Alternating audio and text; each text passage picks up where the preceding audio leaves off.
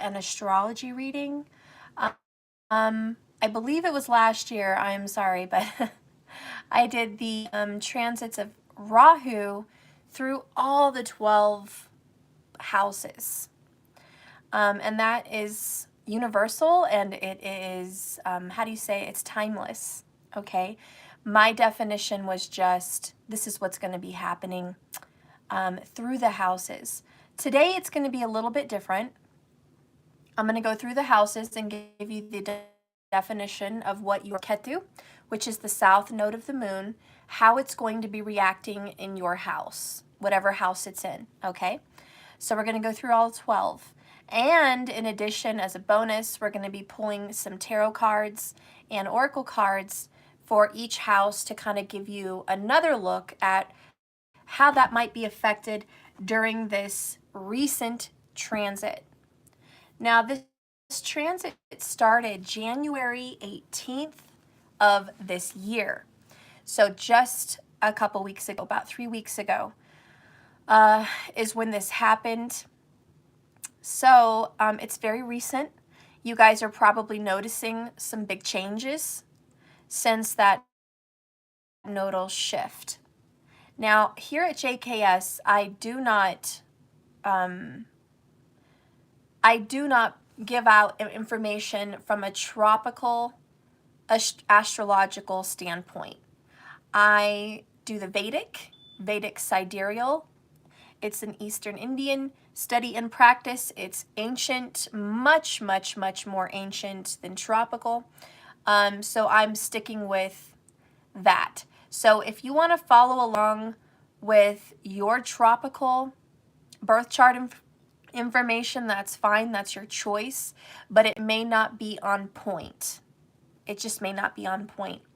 A lot of you guys say, well, why wouldn't it be on point? I study tropical Western. It seems to fit me just fine. Well, I'm going to give you an example. I think everybody knows Michael Jackson.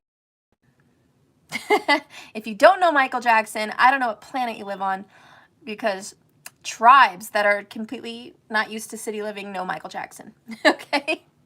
So anyways, Michael Jackson in tropical Western astrology is a Virgo. Now, he meets a lot of the Virgo criteria. He kind of has a little OCD. He did a lot of surgeries and things like that to himself, which is standard health stuff, probably a little bit much. I do believe he has Rahu, the north node of the moon, with his sun. Okay, so if he was a sun Virgo with Rahu, you could see how he overdid it on the medical, okay, with the whole medical situation. Overdid it, and that's the destructive energy of Rahu with his sun in Virgo. So that makes sense, okay? That Virgo energy is like, oh yeah, that's definitely someone that maybe has some health issues, and certainly someone that's a little bit, you know, wacko as far as their choice of surgeries and how they represent themselves, their image. Also very private, you know, and thin, because Virgos tend to be thin, smaller build. You know, that was definitely him. He kind of fit the criteria. Hasta Nakshatra with the hands. He always wore the white gloves. He did a lot of cool stuff with his hands, wrote music, those kinds of things. That's that Virgo. But let's take a different look at it in Vedic sidereal, okay? Because in Vedic sidereal, he would be a Leo, which is the sun, which is the king. And ironically, he's called the king of pop. All right, so he wears the golden crown. Now, this kind of better explains Michael. It's like, yeah, Virgo kind of explains it, but this better explains it. Rahu and Leo with the sun rules Leo, means, hello, Magha Nakshatra, the utmost of respect, the utmost of wealth and riches, the utmost of following in his father's footsteps, fulfilling an ancestral thing with music. We all know his dad was his manager, and he worked with his brothers. But just the fact, the flashy things that he wore, how he dressed, sequins, The hair. We all know Leos are big with their hair, okay? Even if it wasn't real, they just have to have a nice look on their crown, okay? So the hats, the hair, the makeup, all the fancy stuff, the way he put on a show. And we know that Leos put on a show. They're usually on stage, they're usually actors or singers, and they're very childlike, fifth house. So he had a lot of childlike aspects about him. That's the Rahu amplifying the sun in Leo. And that's why he had the amusement park at his house. He wanted to be more like a child, etc., etc. That is the Rahu sun in Leo, okay? That, in my opinion, better explains Michael than Virgo. So as you can see in tropical, you can see aspects of yourself. I saw aspects of Michael in tropical, but I much more see a personality in Vedic sidereal, much more explanation. All right, so anyways, that's why I follow Vedic. If you want to look at another star that is a Virgo in tropical Western astrology, you would look at Beyonce. She's a Virgo in tropical, okay, Western. She does not strike me as a Virgo, but we don't really have a big insight into her life like we did with Michael. So whatever aspect she gets about health, a little obsessive compulsive, maybe neurotic, maybe very detailed, overthinker, thin, doesn't really quite fit her either. I think she much more fits Leo. So Beyonce would be a Leo in Vedic sidereal astrology, not a Virgo. And that much better fits her. The sun, a lot of attention, beauty, the hair. Her hair is on fire, just beautiful. The colors of it is golden. She has a golden look to her. She is kind of like the queen of her genre of music. She's looked up to. She definitely has that sun appeal. She has a youthful appearance. She loves children. And so she is rising like the queen, like a queen of pop, basically. So Beyonce, as you for a minute, hope everything stays good with our internet. Anyways, as I was saying, Beyonce, definitely, wouldn't you guys agree, reminds us much more of a Leo. Just her style, how she looks, right? So I think that we should focus more on the Vedic, but that's my opinion. If people want to focus more on tropical Western, it's assuming that Michael and Beyonce are Virgos, not Leos. And in my opinion, they are great on stage. They're very much a Leo. So you guys, I'm going to leave that up to your guys' discretion on what you want to follow as far as your signs and your houses. If you are interested in following Vedic sidereal, if you're new here and all you know is your tropical Western, I encourage you to Google Vault of the Heavens Lahiri Ayanamsha. And you should come up to a website, which is Vault of the Heavens, and you enter in your birth credentials. The time is important. The rising sign is like a clock, tick, tick, tick, tick, tick, tick, tick. Every 2 minutes it changes. If you're 2 minutes off your birth time, your chart would be somewhat incorrect and it wouldn't quite line up. So the time is important. If you don't know the time, best thing you can do is just guess and go with it and see if it resonates. Okay. You can play with it also. If you don't know your time, play with it. Play with the time. See the rising sign, how it changes, and the planetary placements, and see what best resonates with you. Okay? That's the best way to figure it out. Anyways, we're going to go ahead and get into this. So, Ketu is transiting January 18th, 2022. That time has come and gone. It is now in the sign of Libra. Now, I guess we're going to start with Libra. Or should I just start with Aries at the beginning and work my way around? I think maybe I should just start where it's at, and then I'll work my way around. I'll start with Libra, end at Virgo. Okay. Ketu, for those of you that are like, what is Ketu? What is the south node of the moon? What's going on? What is this video about? Ketu represents the demon, the headless demon. And it is a malefic. And when you look at your grahas, your planets in your chart, Rahu and Ketu will come up, especially in Vedic. Ketu is Ke, Rahu is Ra, when you look at your chart. Those are the nodes of the moon. They are damaging wherever they are. They can have some benefits depending on their house placements. If they co-rule a sign, that's a good sign. They won't be as difficult, but they're always difficult. Rahu represents taking everything in. Rahu is represented by the cat. Curious, fearless, and destructive. It always wants to dolphin dive into everything, and it never has enough. So wherever your Rahu is your desire and your obsession. Yes, Rahu represents obsession. So Ketu would be the opposite.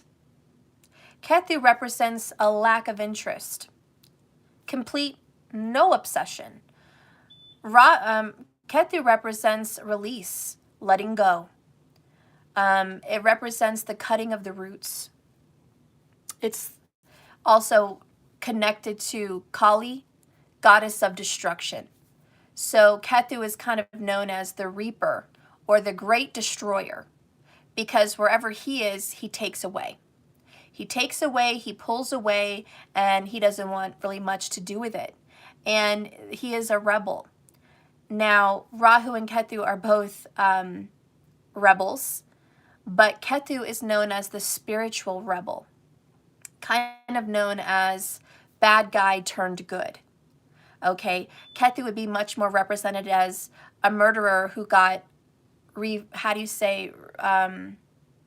someone who went to jail for a bad crime, and then they get rehabilitated, and they come out strongly in belief.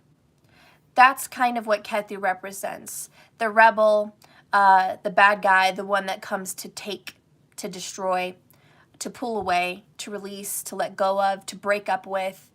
And then through this loss and grief comes the rebirth of an awakening, which is enlightenment.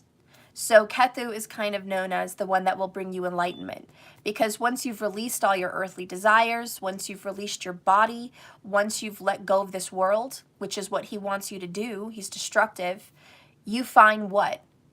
The universe. You become one with source. Once you've destroyed everything here in this world, you are one with source. You are one again with the light. And so it represents enlightenment, the great knowing. So through the destruction comes enlightenment. But how is that destructive in this day and age? Well, we don't want to lose everything. Sure, enlightenment is great, but Ketu wouldn't care if you were homeless. Ketu's like, go ahead, be homeless. That's great. Then you'll really appreciate nature. Kind of destructive. You know what I'm saying?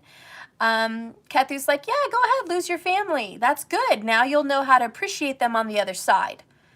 Not so great. Doesn't feel very good, Ketu. That kind of hurts. Thanks a lot. I'm not trying to lose everything. So you can see now how he's the destroyer. He wants you to lose everything. But when you have your birth chart, he's only in one part of your chart.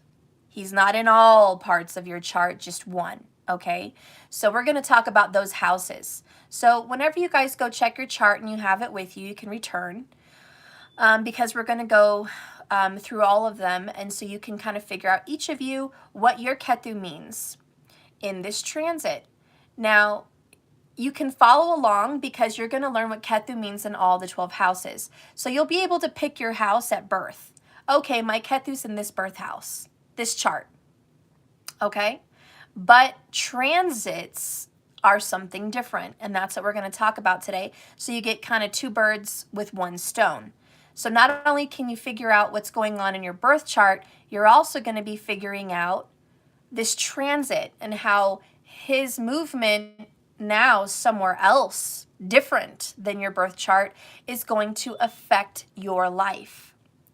Now, if Ketu is transiting over the house in which your birth chart has Ketu, then you have a double whammy and they align together right on top of each other, and it can be much more destructive.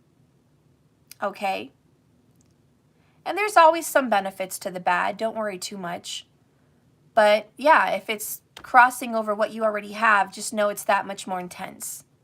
Most of the time, though, you guys will have one chart where Ketu is over here, and in the transit, it's in a different place. So most of you guys will have that. So anyways, we're going to talk about it. I'll be doing some tarot. We're going to start with Libra. A lot of you guys, well, let's just say everyone, because we're all humans living on this planet. And in Vedic sidereal, Ketu is now transited into Libra. Aries and Libra is the transit nodes. Aries is where Rahu is, and Ketu is in Libra, because Rahu and Ketu are always 7 houses apart. They're an axis. They are a pole. They shift at the same time like a stick. All right? So wherever Rahu is, Ketu is the exact opposite. And they turn in your birth chart. And they're always going, they're always turning, okay? Now, the nodes are always in retrograde. So they don't turn naturally like a clock. They're always going reverse from the other planets. Rahu was in Taurus, the 2nd house. Okay? That's like 11 o'clock on the clock. Now, tick, tick, tock, they're just 12 and 6 o'clock. Rahu's right at the top of Aries, and boom, Ketu's down here in Libra, the Omega. So we have the Alpha and we have the Omega. The Alpha being Aries, Omega being Libra. Even the sign of Libra is the Omega symbol. And that is the darkness. And Ketu is a darkness. This is a negative time. This is going to be a time where, because Rahu's up in Aries, the god of war and power and control, we might see some of that in our world. Rahu's really bringing that alive. He really wants what Aries wants. On a good note, Rahu's like, oh yes, let's work on our body. Let's work on our Aries energy. Let's be fit. Let's be strong. Let's be in control of our lives. So he really wants you to do that. But it can be destructive because you might have a tendency to control other people. Where in Libra, Ketu's like, you know what? Libra represents relationships, commerce, okay? Give and take, other people, everyone that you're in relationship with. Coworkers, family, friends, lovers. That's where he's at. And guess what? He doesn't really want you to have all of that. He would like to isolate you.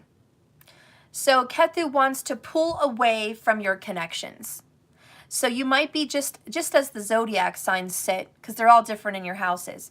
But just as the zodiac sign of Libra, Ketu wants you to pull away from relationships, pull away from business, pull away from partnerships, and be more isolated. He might be destructive in the fact that if you were in partnership with someone, he might want to snap and destroy that and separate that partnership.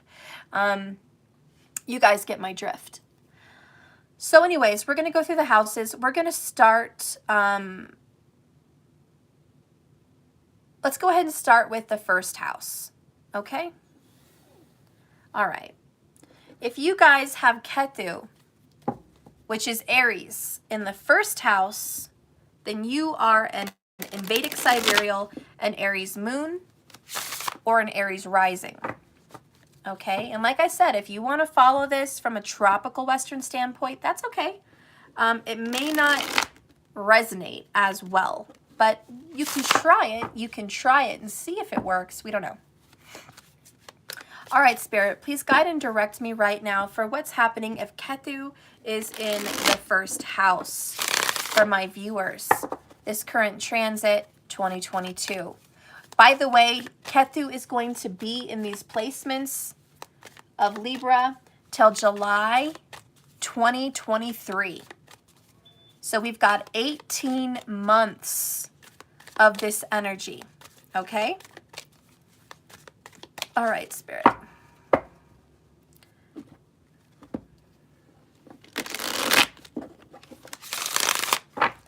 All right, so if Ketu is in the first house, the first thing he wants to do is separate you, okay, and kind of make you lose yourself. He wants you to not think about yourself. You'll be a very unselfish person. You won't be thinking about yourself. Some of the things that you're going to notice about yourself is you tend to give in to people. You tend to be easily persuaded by your relationships. Not the media, not the world, but your lovers, husband, wife, children, family members, co-workers. You're very kind and you can generally be easily persuaded. All right? So you might find yourself kind of sometimes a victim of manipulation. Okay? It also means that you kind of are really into being alone. You like your private time a lot. That is your comfort zone. You also may have a tendency to be very thin or very overweight. Your weight could fluctuate. But you are actually built to be very thin because Ketu is lack. And the body might be frail, thin, weak. And if you're not thin, it may just mean that your body is not super athletic. You know, you may not be able to run a marathon. You may not be good at push-ups or sit-ups. You may not have a strong physique, okay? It's just, like I said, it's either you're a little bit unhealthy in that aspect or very thin. You take your pick. But Ketu's there. And he also brings enlightenment, so that's a good thing, all right? So Ketu wants to bring you moksha. He wants to enlighten you. He wants you to be into spiritual things. So you're going to be into meditation and you're going to be very, very good at meditation. Ketu does represent your past life for all the signs, okay? So your past life is seen through Ketu. It's where you come from. It's your mother's bloodline, okay? So the DNA. So it does represent your ancestry. So you might be really big on history and your ancestry. You might study your bloodline. You might be really into that, curious about that, attracted to that. You know, you want to know more about your DNA, where you came from, your ancestors, and really connected to those kinds of things. Having a relationship is something you're good at because Ketu's looking at the 7th house. So in your past life, you know, you've been married before. That's clear. You were married before. But also in your past life, you felt very alone. So when you have Ketu in the 1st house, he wants you to get out of your shell, out of your isolation, and Rahu is dragging you and dolphin diving you into relationships. This is the kind of person that's not very good with friends, okay? You're not big on friendships. When you have Ketu in the 1st, friends, let's use the word acquaintances. People with Ketu in the 1st house do not like having friends. They don't trust everybody. They just don't. Now, if you're fortunate to have Ketu's co-rulership of a sign, Ketu co-rules Sagittarius. So if you have Jupiter or Sagittarius in the 1st house with Ketu, he'll be much more nice. He won't want you to be so isolated, okay? He'll be less harsh. If you have a Jupiter or Sagittarius in the 1st house with Ketu, he would be more like, let's just be spiritual. Let's work on our spirituality. Let's be a teacher. Let's be a guru. Let's dive into the secrets and the occults and the mysticism. Let's separate ourselves from the world. Let's be a rebel. So that's going to be important. Okay. We're going to get some cards here on this. I'm going to reveal it. I'm just trying to talk while I pull out the cards for Ketu in the first. I'll be using the, what is this? Mahabharata Oracle. Mahabharata. Mahabharata. I don't know if I'm saying that right. I tried. Okay. Gita Rosh is the one who made this deck. It's a very beautiful oracle deck. Okay. Bottom of the deck. Wow, the bow, which is a Sagittarius symbol, is about power. So your shadow side is you do like power. I think that this would be, in a past life, a message of you used to have power. Because when you have Ketu in the first, you might have been a leader of an army. You may have been a general in the military. You may have been a king or queen. You may have had some sense of authority over a family. You know, you had power. All right? That's a past life. You don't have that power now, but you used to. So this is kind of teaching you humility, being humble. Ketu is like, okay, we're going to be humble. By the way, the planet, the graha that picks where your Ketu and Rahu are placed is Saturn. So you're going to want to look at your Saturn, and is it blessed or is it difficult? Because you'll kind of see the Saturn aspect with that affecting you. Okay, let's go ahead and take a look if Ketu is in your first house in this transit. We have the Seven of Cups. We have the Queen of Cups in reverse. And we have the Magician in the upright. There's that power, okay? Power and control is kind of a struggle. You're losing your authority and your power. This is current vibes. If Ketu is in your first house in your birth chart, this may not affect you the same way. This is if Libra is in your first house. So if everybody watching here, you have Libra as an ascendant, Vedic sidereal, or a moon, Vedic sidereal, this is how it's going to affect you. If it's a rising sign, it's going to affect you physically and in your environment. This is what's literally physical in front of you, what's going on. If it's moon, this may be an internal, emotional situation. Anyways, you're very confused about your emotions because it feels like you've lost power and control over your relationships. Ketu coming in the first is saying, I want to destroy your connections. I want to take them out. But more than that, the reason I want to do that is because I want you alone, and I want you isolated, and I want you away from people, and I don't want you to have glory, and I don't want you to have fame, and I don't want you to have a reputation. You may have to be saving yourself from gossip, slander, poor reputation. Ketu wants to pull you away and destroy that so you're not harmed. Because Ketu doesn't really want to harm you in that way. He just wants to do what he thinks is right, which doesn't always feel good. So you might have some struggle being emotionally sane. You may be very, not in control of your emotions. This is a very emotionally confusing time for you because you want that marriage, or you want that boyfriend or girlfriend, or you want that business partnership more than anything, or you want those friendships. They're important to you. But right now at this transit, Ketu's like, enough of that. You need to go do something else. You need to go be spiritual.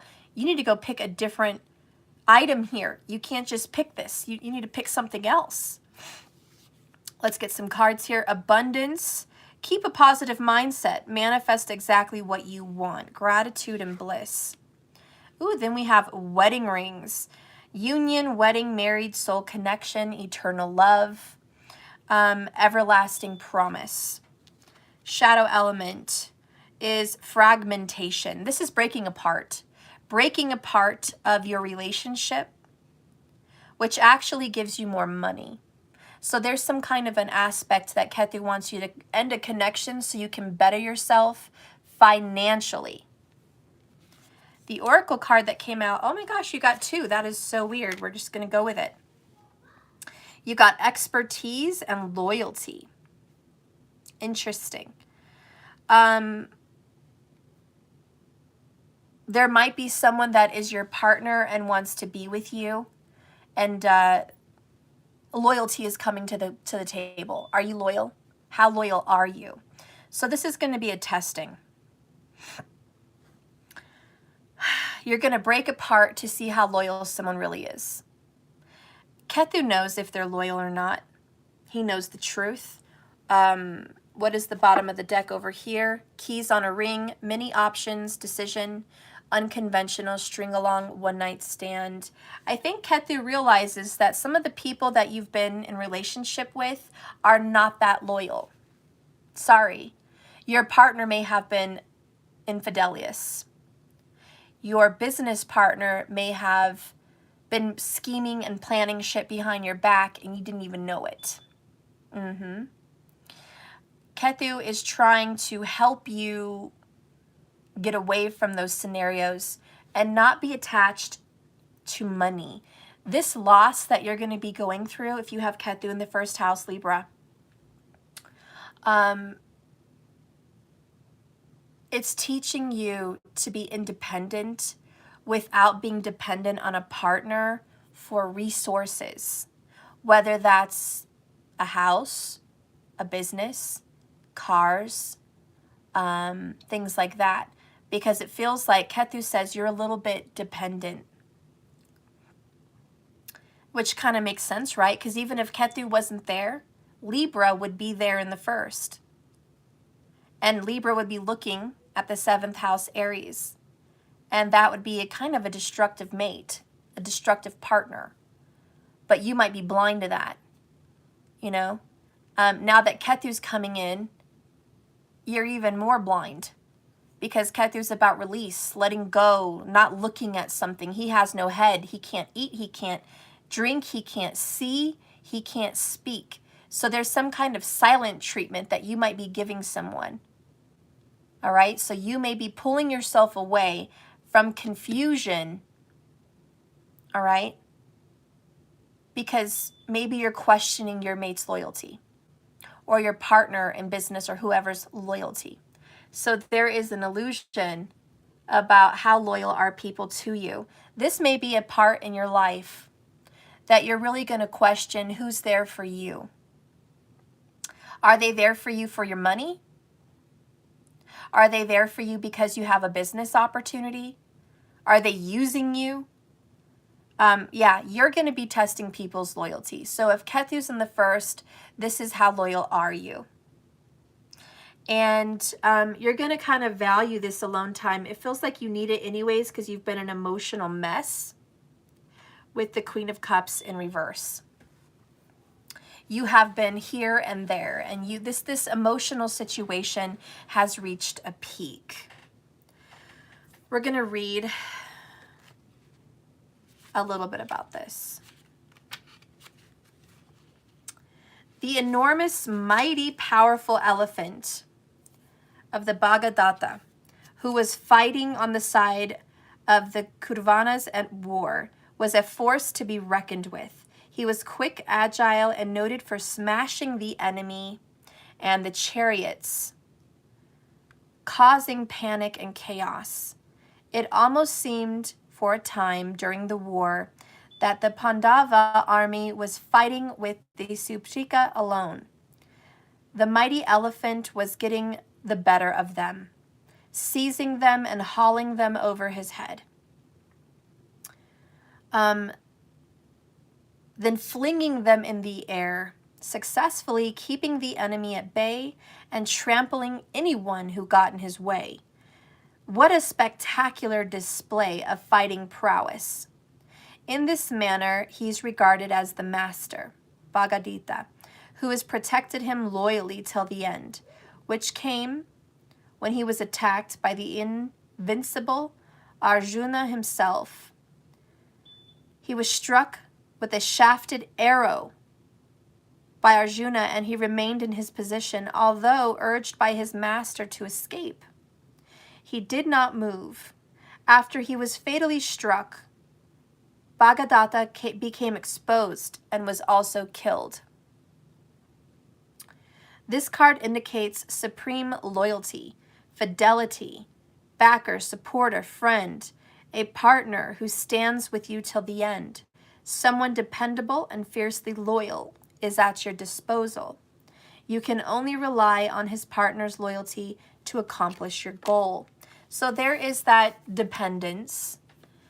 And it's kind of hurtful because this is, again, Ketu wants you to be alone and not be dependent. Your comfort zone is being a leader. But Rahu and Ketu have to work together. Rahu wants you to be dependent on someone else. Rahu wants you to engage in partnership. Ketu represents the castle, per Ernest Whelm's description on Rahu and Ketu. He has a video if you want to watch him on there, guys. It's the castle and the jungle. Ketu represents the castle, the safe haven, the city behind the wall, what's been protected, and fear of getting outside those walls, into danger. So you are definitely going through some kind of an illusion, some kind of a worry. I don't know if I could trust other people. I don't know if I could trust this partner. So he's making you question that, and he may even want you to release your connection with those people so you're more independent. He wants you away from relationships and alienated. I guess the best way I can explain that, is you're going to be in a tug of war. It's a very difficult period for you for the next 18 months. Part of you wants to be alone. The other part of you wants to be involved in a relationship. Ketu wants you to fight the shadow inside yourself and become enlightened. If you feel comfortable being alone, you will have conquered the task of Ketu in the first house at this time. So you have to get to a place where you are comfortable being alone and independent. The people that will stick by you through these 18 months of your isolation and pulling away are going to be the loyal ones in the end that you can trust. But this is separating the wheat from the tares, from the weeds, okay? The wheat from the weeds. And you will be now separating loyalty for disloyalty, true friends and not, family members that are good to you and family members that are not, a lover that is loyal to you or a lover that is not. Let's see what Ketu wants you to heal. I got this weight on the condom. Ooh, I love it. And I didn't really wipe them up, so I just decided to put on them and make it look blue. Well, he looks really nice. It looks great. I'm actually doing a reading on the snake right now. That's cool that you brought in the snake. Shedding the skin of the snake, turning colors. All right, shed your skin. Okay, so let's get a Heal Yourself Oracle. What does Ketu want you to do? All right, bottom of the deck is Hole in the Soul. The pain and the suffering from isolation. You're having to deal with being alone or separated, all right? So there's going to be some pain associated with this transit. The next card you have is the Sexual Arts. Notice how it was in reverse. Wow. Number 33.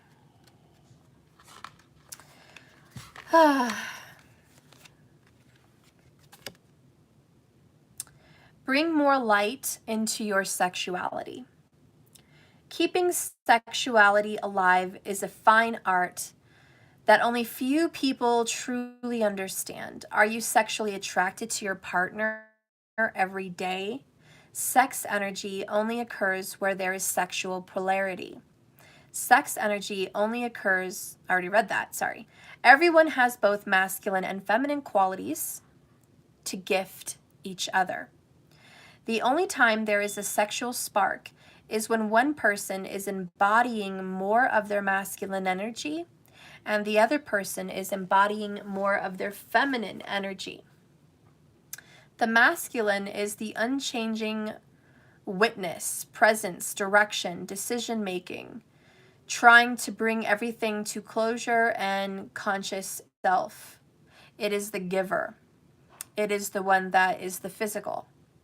The feminine is change, fluidity, life force, light, flowing movement, Mother Nature, emotions, and the receiver.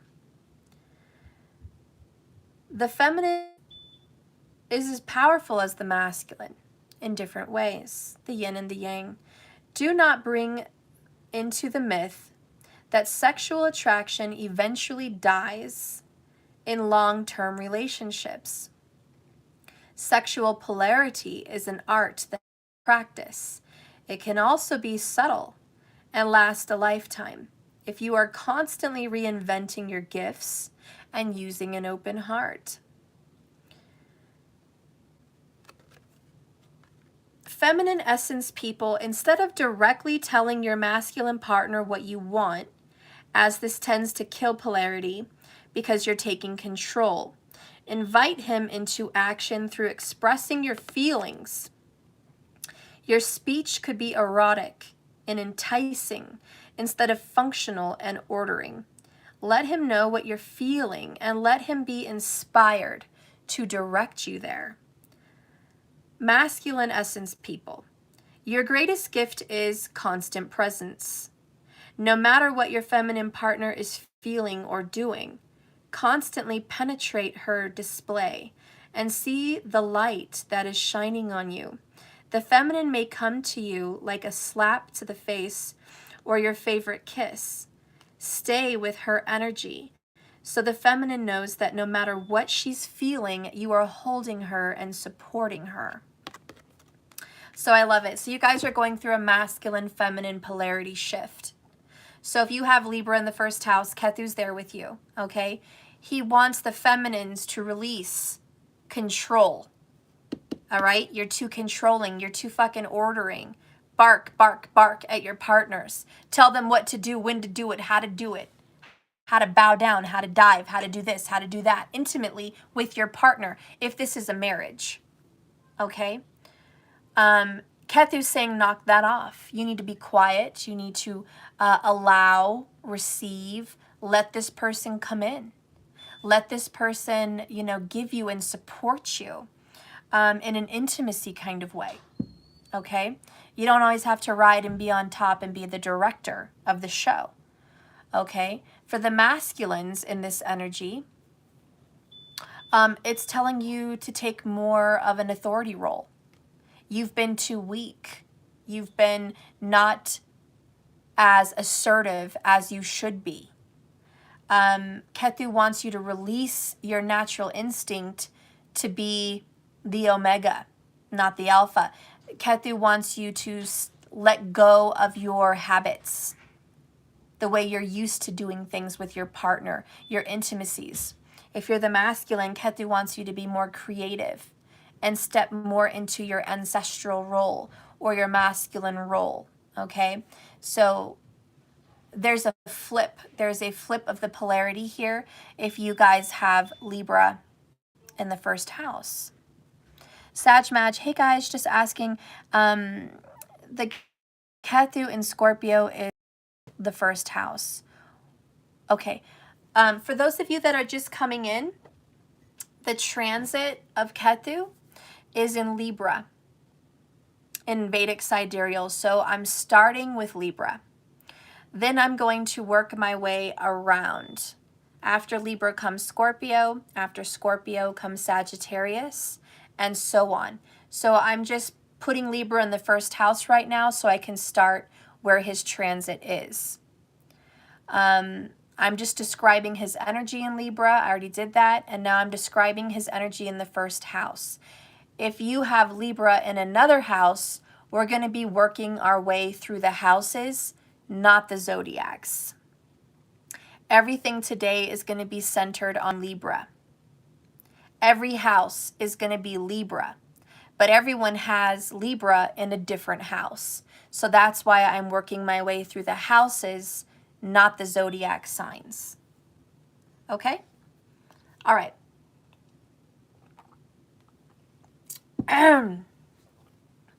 So so Libra's about relationships. I'm not surprised that Ketu is talking about relationships, and he's going to be talking about relationships throughout the entire chart.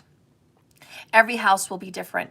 The reason this is so focused on you and your partner is because the 1-7 axis.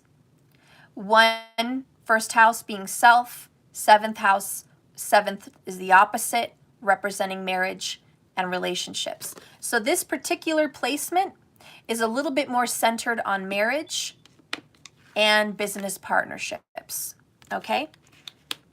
Because Ketu is looking at it. It, you know, whatever he's looking at is affected, you know?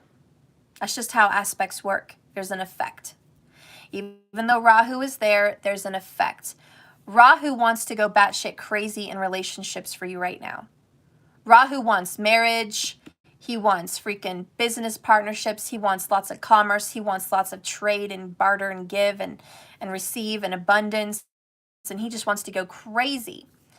Ketu says, we're going to have to meet 50-50 here. Release some of that. You can't just go and get whatever you want. I want to do a release. And that's why the polarity of Rahu and Ketu is the perfect balance. And really they represent electricity. Just a nice electric vibe in between you. It's your connection, okay? So anyways, yeah. Right now with Libra in the first house, you are definitely feeling isolated. You're definitely feeling like you have to pull away from relationships, be it love or family or business. You're confused, 7 of Cups. Your emotions are everywhere. You're highly focused on business, work, and career. You might want to go into your shell and become a workaholic because that's your comfort zone. Whoever this is, your comfort zone is in the office, or your comfort zone is business brainstorming, or your comfort zone is writing books. Whatever your comfort zone is, that's where you want to retreat. So if you are suffering with Libra in the first and Ketu's now there in this transit, be prepared to be a little bit more alone and pulling yourself away from your partners. At the same time that you've decided to pull away, the confusion exists because your partner wants more of you, which is Rahu. And you guys all know that saying, the runner becomes the chaser. That's kind of what's going to happen here. You're no longer the runner, you're going to be you're no longer the chaser, you're going to be the runner. And whenever you turn around and you stop seeking the relationship seeks you. Do you understand that's the difference with Rahu at the bottom in the 7th house? Seeking relationships, chasing you, and then you at the top, Ketu, running from the relationship. So this is a runner-chaser aspect. So it looks like if, you were born with Ketu in the first house and it's transiting, it's going to be more so. It's always the people that are happiest by themselves that are the most attractive. It's always the people that are financially independent and in need of no one, that they are wanted by many, many people. So if you have Ketu in the first house, you may be finding it very easy to say no to dates or relationships. You may find it easy to separate from your partner and go on a business trip or go on a personal retreat. And they want nothing more than to be with you. So your partner is going to be hungry for you, starving for your affection, starving to please you and give you what you want. and you're not going to be very interested. You're going to be like, I don't know if that really is what I want. I don't know if that's really important. I think, myself, I think I'm important. I think my spirituality is important. This is going to be the kind of person that says, you think sex is important. I think a spiritual connection is important.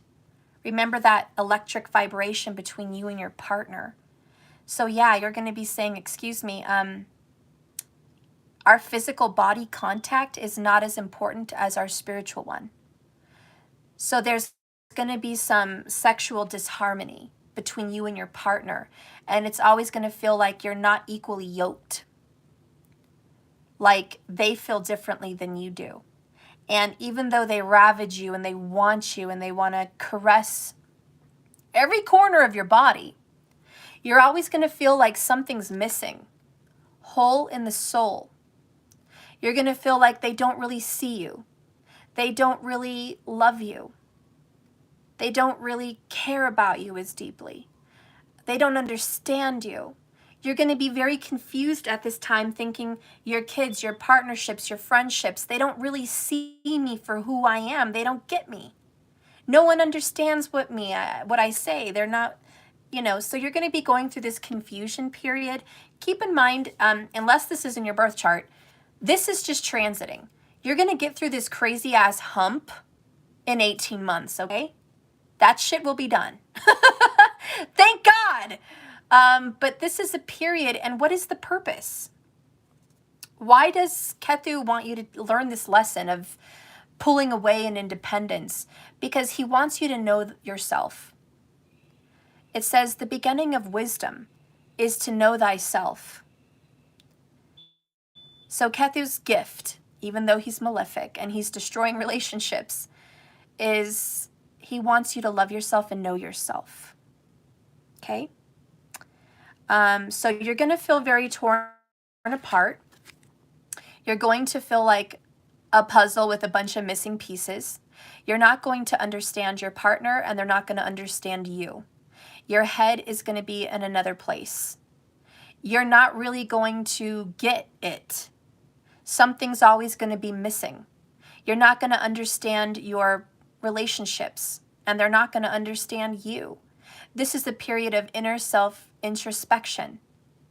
That's all. It will pass. Take this time to meditate. Take this time to grow in yourself. You cannot fall victim to Ketu and let him do whatever the fuck he wants to do to you. You are supposed to have balance and control. You are not supposed to be run over, okay, like roadkill, and let Ketu come in and destroy your relationships and destroy your marriage and destroy your connections. He is a destroyer. He wants to have a tower in the first house. You cannot allow that fully, but you do have to appease Ketu at some point.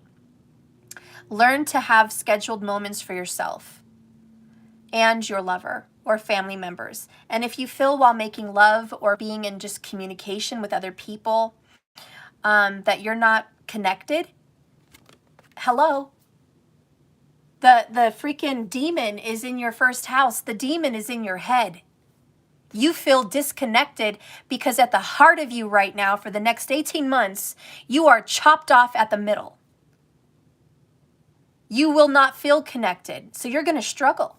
That's for sure. You have to meditate and spiritually get strong to fight that struggle of the inner war in your head, because the first house represents your head.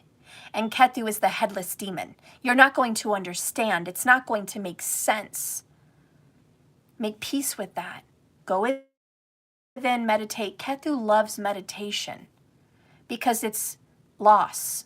It's losing of the world around you. It's cutting off of the world. It's going within. Ketu loves meditation. This 18-month period may be prime time to really get a grip of meditation. So, If you've never been very good at meditation and you've got Libra in the first house, get ready to be an expert. You're going to learn how to meditate and do the spiritual thing real well.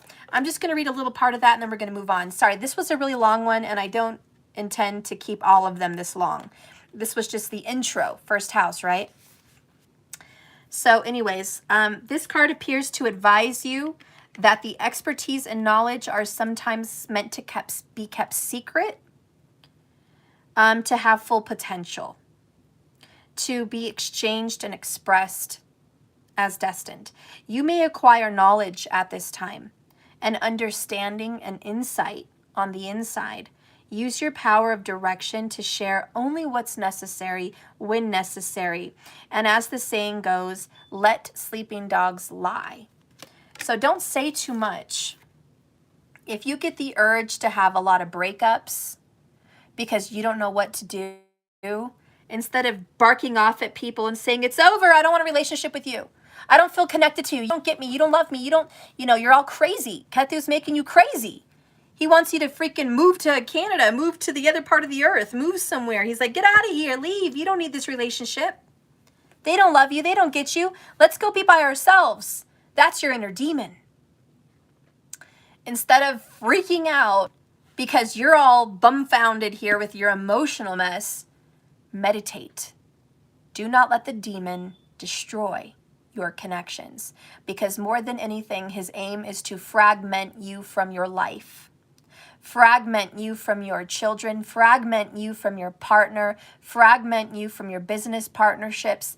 Yes, the demon came to destroy your relationships, and in the process destroying yourself. Because what happens when you lose yourself and you lose everything important to you? Who do you turn to? When you've got nothing and no one, God, source. When you've hit dire straits and the rock bottom, the only way you can go is up. You look up at the sky and you're like, where are you, God? Help me. Someone help me. Anyone. Now, if you think that's good, well, do you. If you don't think that's good and that's not your goal, is to be alone and isolated, then don't let it. Don't let it happen. Watch your tongue. Watch your mouth. Meditate. Anyways, that's your answer, guys. That's what's going on if you have a transit of Ketu in the first house in Libra. What the heck? Okay. Sorry, that was really too long. I need to get my shit together here. Okay. All right, so now we're going to move on. Oh my God, 50 minutes. I'm so sorry. Now we're going to move on to Taurus. All right. If you're watching this, watch a little bit of the Aries, or not Aries, the first house. Watch a little bit of the first house, because that will give you a little bit more insight into the personality of Ketu. Okay? I spent a little bit more time in that placement. All right. So if you're watching this right now, 50 minutes, 50 seconds. If you have Libra in the second house, this is for you. Thank you, Sarah Gerald. Oh, I love your comment. Thank you. So if you're watching me and you're like, hey, Steph, I got Libra in the second house. This means Ketu is transiting there.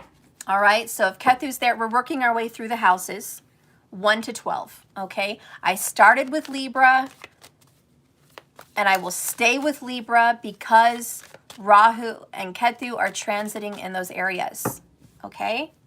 Ketu is in Libra, period. I don't want to do Libra in Taurus, Libra in Aries, Libra and all of this and that. I'm not doing that. That's not what the video is about. It's about the transit. Okay? This is about Ketu moving through the houses. It's going to be in Libra throughout this reading. Okay? So if you have Ketu in Scorpio, or you have Ketu in Leo, or you have Ketu in Aquarius, that doesn't matter.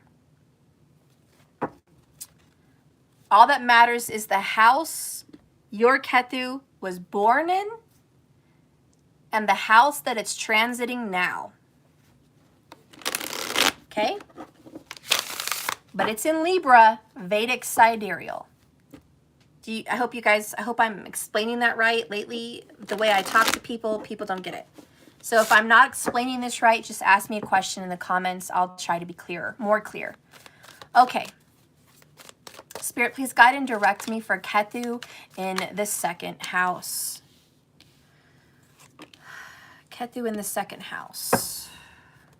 Oh, bottom of the deck, 7 of Cups. A little bit confused yourself.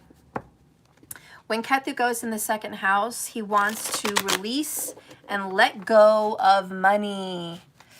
This could be big spending, okay? This could be very big spending. You may make some very big purchases right now. You may buy a house, buy a car, get into debt, okay? You may, do that. You may just be spending, releasing your savings, getting rid of your money. That is destructive.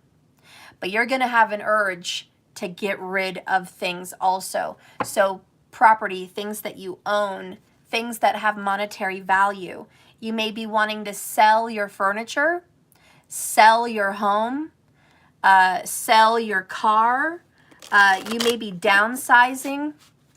You may be downsizing into a mini house. You may be downsizing to an older or smaller car. Maybe you're downsizing and instead of having a car, you want to ride a bike or a motorcycle. This is a time of downsizing. And you also may be wanting to be very quiet.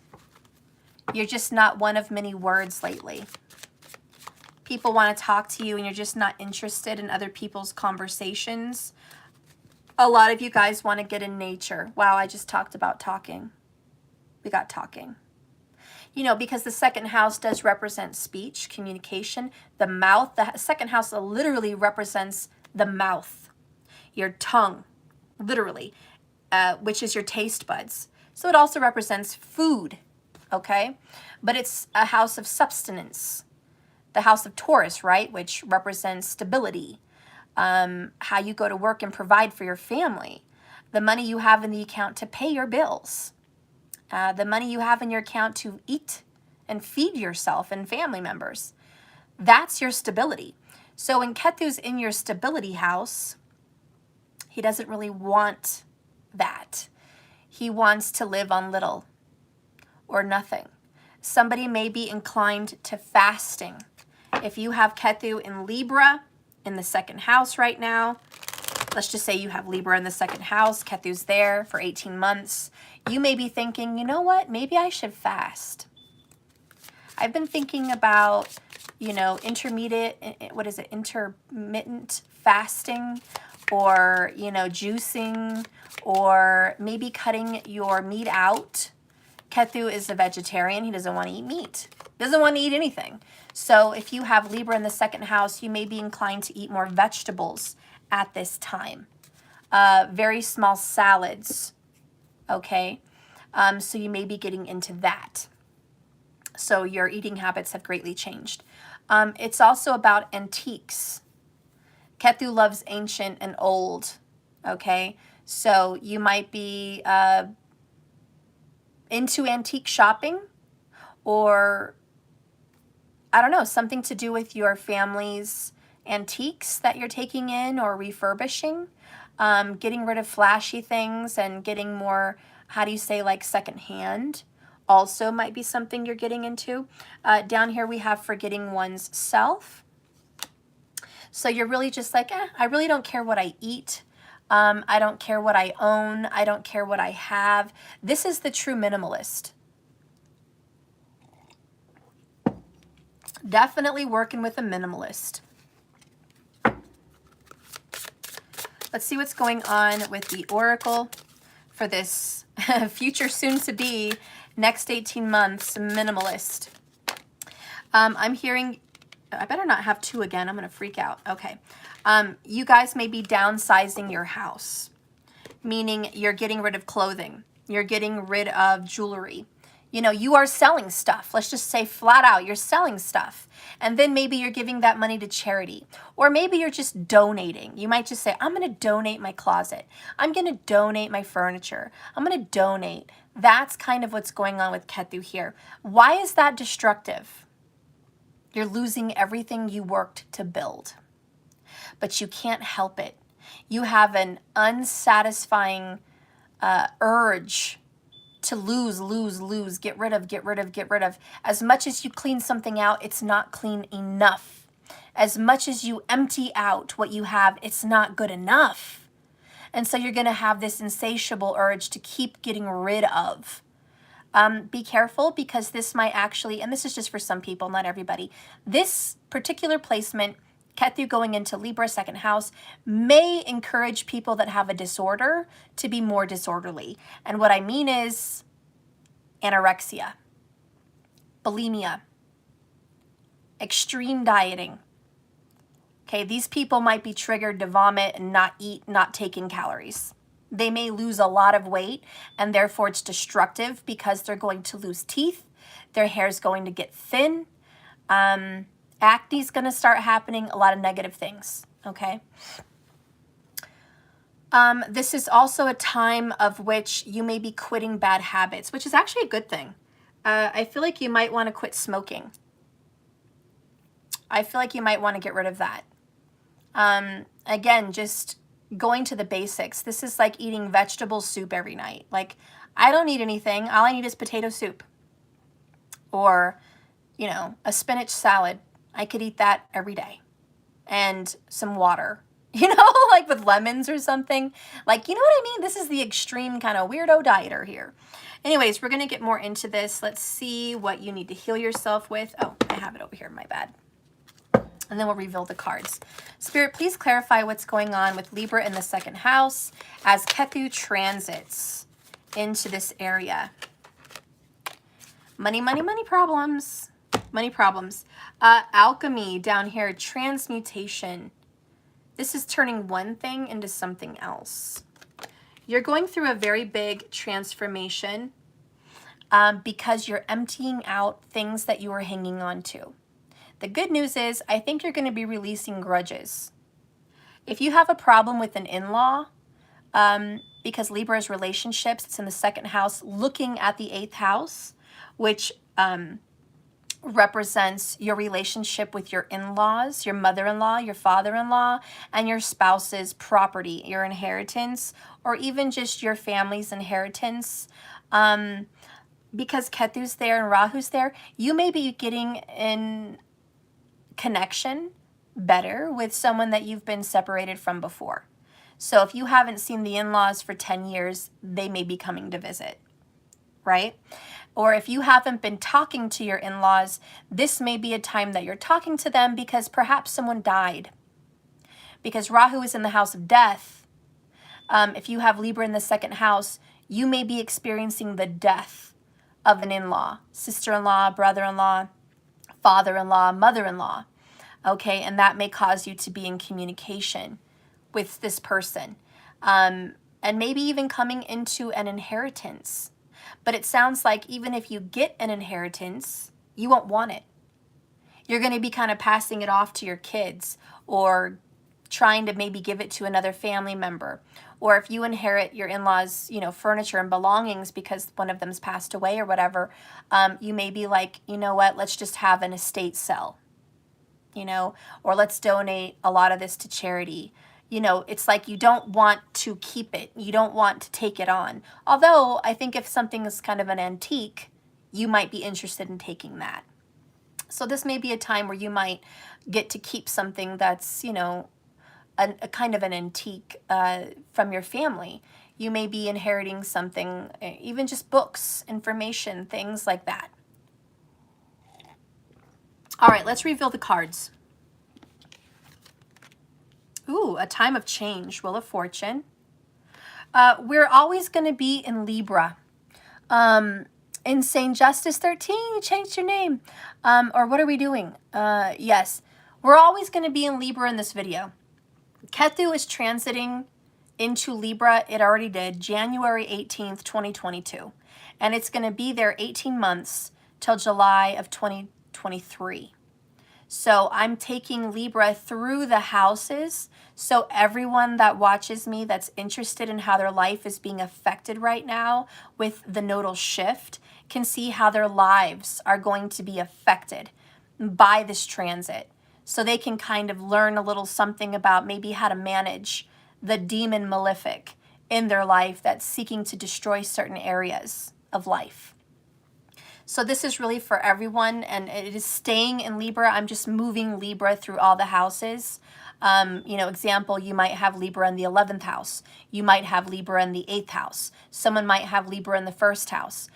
We're just taking Libra through the houses, okay? And Ketu is staying with me in all the houses so we can learn how that's affecting people based on everyone's chart, because everyone has Libra. Okay. It's causing you your marriage? Jenny, so where is your Libra? Where is your Libra? What house? And we're going to find out why that would be affecting your marriage. Okay? So we're going to see what's up with that. So right now we're doing Libra in the 2nd house. We have the Wheel of Fortune. We have the Page of Pentacles in the upright.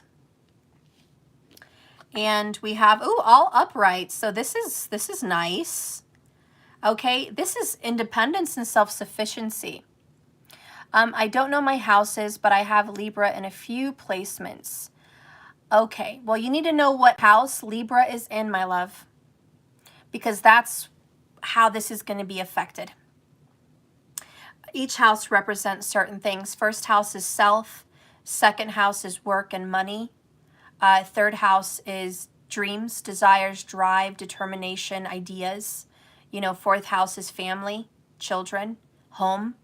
5th house is romance, creativity, playfulness, gambling, things like that, but also early education and children. So, you kind of have to go through the houses and see where your Libra is, okay? So right now we're in Libra in the 2nd house. This actually looks really good, to be fucking honest. And like I said earlier, if through a death or some kind of in-law situation, you're going to gain. And I heavily feel, honestly, that you're going to get some kind of an antique. You might inherit a car. You might inherit furniture. You might inherit books. You might inherit pictures or documents, even a house, okay? But you're going to have financial gain. Unfortunately, the destroyer wants you. Okay, so you're a Virgo rising in Vedic. So Libra for you is in the 2nd house, which is literally what we're on. Holy shit. Good timing, Jenny. If you're a Virgo rising, what comes after Virgo is Libra. That's the 2nd house. Okay. So that's what we're doing. And we're literally on that message right now. So perfect timing. And you talked about your marriage is ending. Interesting you say that, because Ketu just transited January 18th. This is about inheritance. I talked about the death of in-laws, but it may be metaphorical for you. The death of having to deal with in-laws because you're getting divorced. So this death could definitely be metaphorical and talk about a divorce, a separation, in which it looks like you're going to be getting more money. You're going to be getting some kind of financial payout from the separation. You may gain the inheritance. You may gain the house. You may gain the car. You may, unfortunately, gain debt, because sometimes you inherit your ex's debt. Children, come in here with the Page of Pentacles. So anyways, we're going to see what's going on. This is singleness, okay? The Virgo card, 9 of Pentacles. It's being single. It's being alone and independent and financially affluent. It's being beautiful, attractive, probably because you're watching your diet. to be honest, and I'm just going to be real, this may be a time where you lose weight because you're not putting as much food in your mouth. With Ketu in the second house in Libra, you're not putting food in your mouth, not as much as you used to. So there's going to be a very big change. And this is to me like a scale, a weight scale where you weigh yourself. And I feel like you're going to be younger, more youthful. Page of Pentacles 9. I feel like you're going to kind of turn back time. And you're going to be more into yourself, which is very good. But again, you're going to be giving away money. I think you might be shopping a lot, maybe for, like I said, people that have a lot of money, maybe spending it all. So you might be just going crazy shopping, okay? Or like I said, maybe it's the flip. Maybe someone doesn't want to spend. Maybe they just want to release. They want to let go of things. God knows I need this, maybe, I don't know, but I literally just got in a huge fight with my husband, and his effing asshole threw me out and said some horrible things to me, and I gotta admit it hurts. I'm so sorry, Jenny. And with Ketu there as a loss in the second house, you may be feeling like you're losing your financial stability. Because if he's throwing you out of your home, that's you losing your assets, your money, your stability, your house, the place where you cook, clean, and eat and sleep, your security, which is the second house. So you may be feeling shafted. This is Ketu destroying a connection. And the second and the eighth, traditionally in Vedic sidereal, represented the houses of marriage. Because the first house is self, by yourself. Second house is like you and your family. And who supports you? The spouse. Supposed to go to work and help support you financially. That would be the second house. And then the eighth house represents inheritance, the financial gains, the assets that you get from a marriage. Because the seventh house is marriage, so the eighth house is what you get from the marriage. So in ancient times, yes, the second and eighth axis was the houses of marriage, not the first and seventh. The first and seventh kind of talks about relationships. Second and eighth talks about the contracts, the marital contracts. You have to leave your cats and your dogs and you can't take them, and it's his house. Well, excuse me, even if it's his fucking house, are you legally married? Because if you're legally married, it's yours too. Sorry. It's yours too. You don't have to go anywhere. And I don't think you have enough backbone. Because if it were me, I would say get your fucking ass on the couch or stay on the other side of the house. This is my house too. But right now, he's not working, so I've been putting in way more. Listen, if it were me, Jenny, you stay your ass on that west wing of the house. I'll stay my ass on the east wing of the house. But your ass married me, okay? This shit that you think is yours is ours. Hello. Just like that movie with Gucci, with, what's her name, Lady Gaga. He was like, this is the house of Gucci. I'm Gucci. And she's like, no, no, no, no. It's not your house of Gucci. I'm Gucci. It's our house. It's our business. We are Gucci, not you. Right? Karen, Libra moon. I don't know what house I'm in. I think it's the 5th. Well, be sure you check, Karen. Everybody needs to check. Go to Vault of the Heavens, Lahiri Ayanamsha in Google. Please do the North Indian chart. That's so much easier to follow. Don't kill yourself. Okay, North Indian. And find out where your Libra is, in what house. But Jenny, you shouldn't be doing that. He lives in Tijuana, Mexico, and I live in LA, so I'll be going back. I'm all confused, girl. He has a house in Mexico. I'm all confused because, you know, they do be tripping. Mexico be tripping, and they probably would give him his shit. You know, here in America, it's like, well, what's yours is mine. I don't know how shit rolls in Mexico. I don't know. That sucks. But let me tell you, Jenny, Ketu is a natural at winning, okay? Even if it means separation, he wins the separation. So let me tell you, if the cards are in your favor, which they are, the Wheel of Fortune is upright. The Page of Pentacles is upright. The Nine of Pentacles is upright. You may very well be single, but you're going to be ahead and you're going to get money. Okay, you go sing, I get money, I get money. You go sing that song because somehow, somewhere, you're going to get money. He got deported 10 years ago, so I moved in with him. Well, shit. I don't know what to tell you, girl. I don't know the rules of war there. I don't know. I would just straight up tell my man, listen, what's yours is mine. That's how it rolls. You want to fight me on it? Fight me on it. Anyways, let's keep going. The next card here is Keys on a Ring, many options, decision, unconventional, which definitely this is, stringing along, and a one-night stand. So this too shall pass. You're going to have more options. Next, the Coffin. Goddamn, new, holy shit, endings.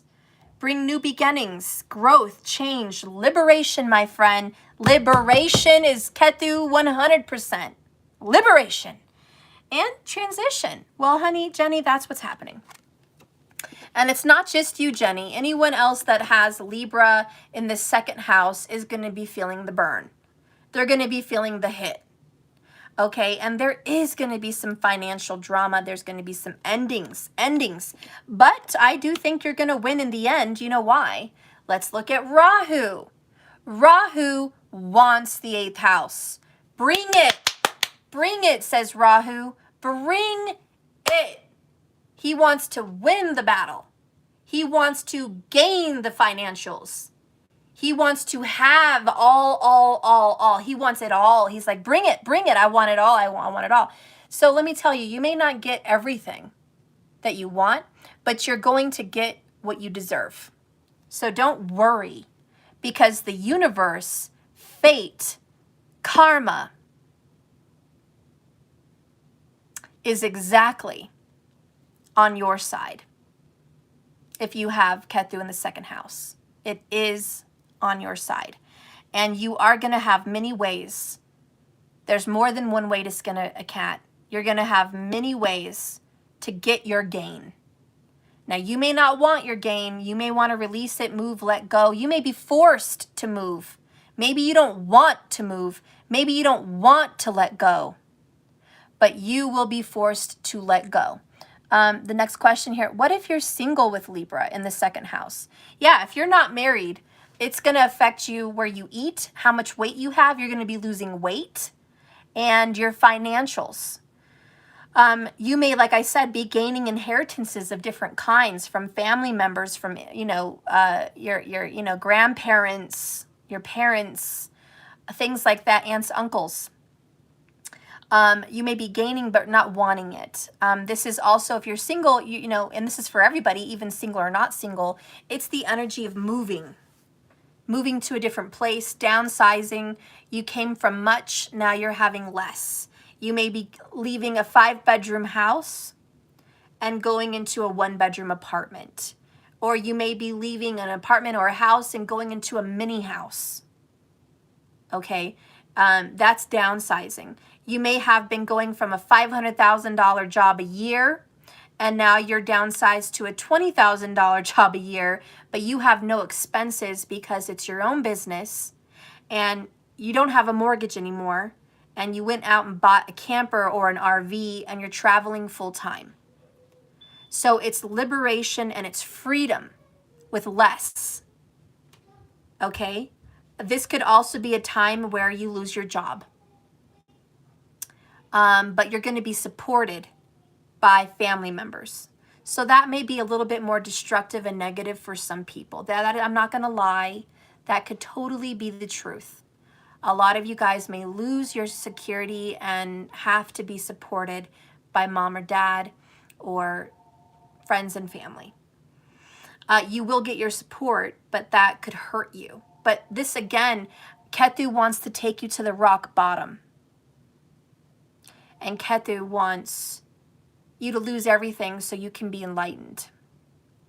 Ketu wants you to look up. Ketu wants you to meditate. Ketu wants you to go inside and connect with spirit. So anyways, We're going to move on to the next card. What is a shadow? Shadow number 14, hiding your true self. Where have you been hiding?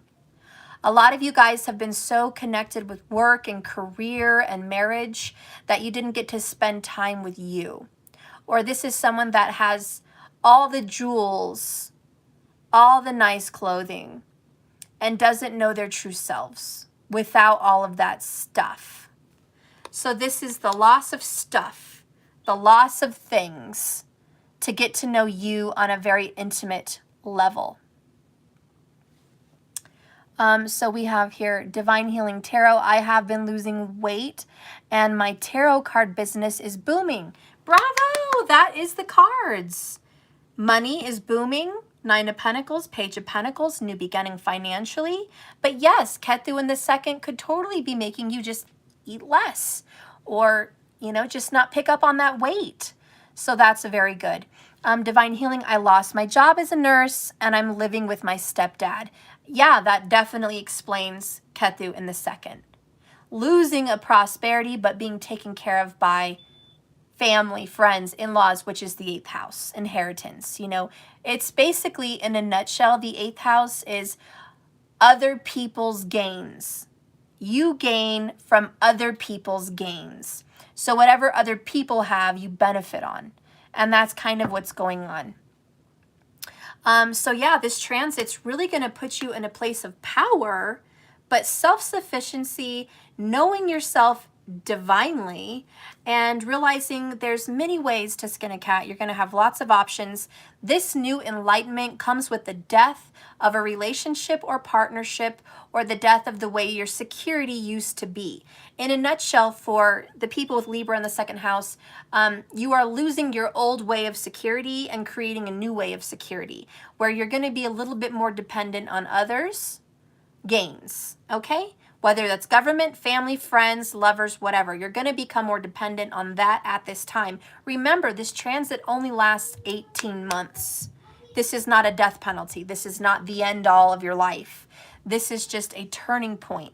You're also going to be interested in not talking as much to friends and family and people. So this is a very quiet time, and it's a time of isolation where you kind of go into yourself and into your head and do you without talking about your goals, your dreams, your desires. This is just you by yourself. Let's go ahead and see the oracles that came out. Ooh, we have number 19, the universe. This is like the sun card. This is beautiful. This is blessings. You are protected by the divine. Okay. And the next card you have is cycles. You've learned not to continue in your cycles anymore. All right. Ketu's like, enough of doing all of the same. I'm tired of it. Just really tired of it. I want to stop living life the way we've been living it. Okay. So let's go ahead and read that.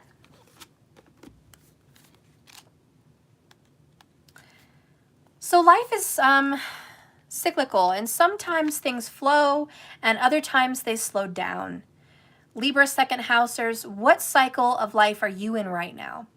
What is the one area in life where you need to focus most of your energy? It's time for you to focus on your family.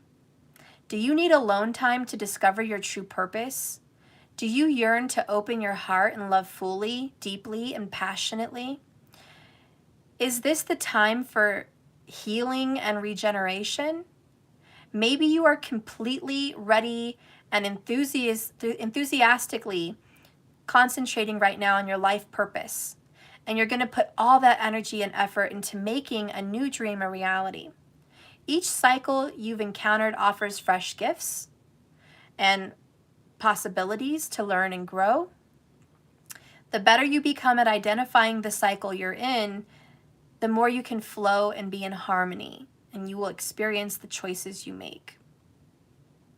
It says here, the body is the key to showing where you're at. You have the energy now and the vitality in your goals in a deep period of healing. Write down what you're experiencing in a journal, let's just say through these next 18 months. Read over what you wrote several times.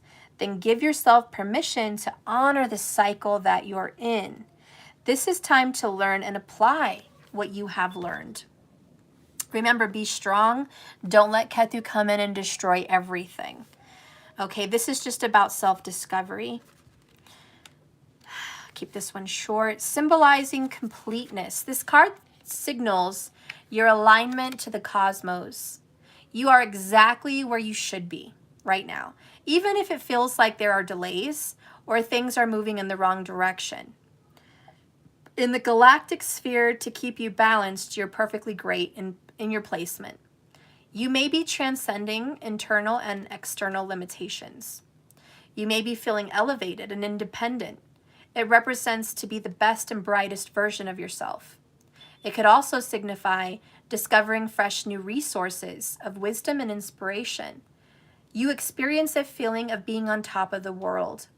Know that you are worthy and deserving of this exalted inspiration. I just want to give you guys a comparison with a movie before I move on. I don't know if you saw it, but maybe you could watch it. It's with Julia Roberts, and it is Sleeping with the Enemy. And she was in a very abusive relationship with a rich man. And she had a beautiful modern home on the sea, on the beach. And she was rich, and he was rich. He was very destructive to her. She secretly had to leave. She faked her death, and she moved back to the Midwest. Not the fancy life. She rented a house, an older house, which is kind of like your story here for the people with Libra in the second, with Ketu there now. She rented an old antique house, and she found herself. She found herself because she got rid of her riches. She got rid of her nice home. She got rid of this toxic marriage, and she was free. And that really represents this Nine of Pentacles. And she found herself humbled, but loving life in a small town, in an old house, having peace. And she met a man. He was a small town guy. He was a professor at the college there, and he was good looking, and he was fun, and he was nothing like her ex. Anyways, that is your story. Okay? So if you guys have Libra in the second house, whether you're single or not single, it's about finding yourself with less. Less is more. And that's how you feel, and that's what you're after. Now, if money is coming in abundantly, it just means that you have the means to find yourself more. And that's why I mentioned spending. Some people are losing, some people are spending. But either way, it's getting rid of financial massive security. It's depleting. Ketu is a depletion. So there is a depleting in the bank account, whether it's by your spending or lack thereof having it. But the whole point of this transit is so that you can become a new person, a better person. And however which way you're doing this, whatever side of the team you're on here, it's going to make you wonderful at the end, and you're exactly where you should be, and you're going to be having many options after you let this death and the Grim Reaper take that which does not serve you away from you. All right, so that is your message.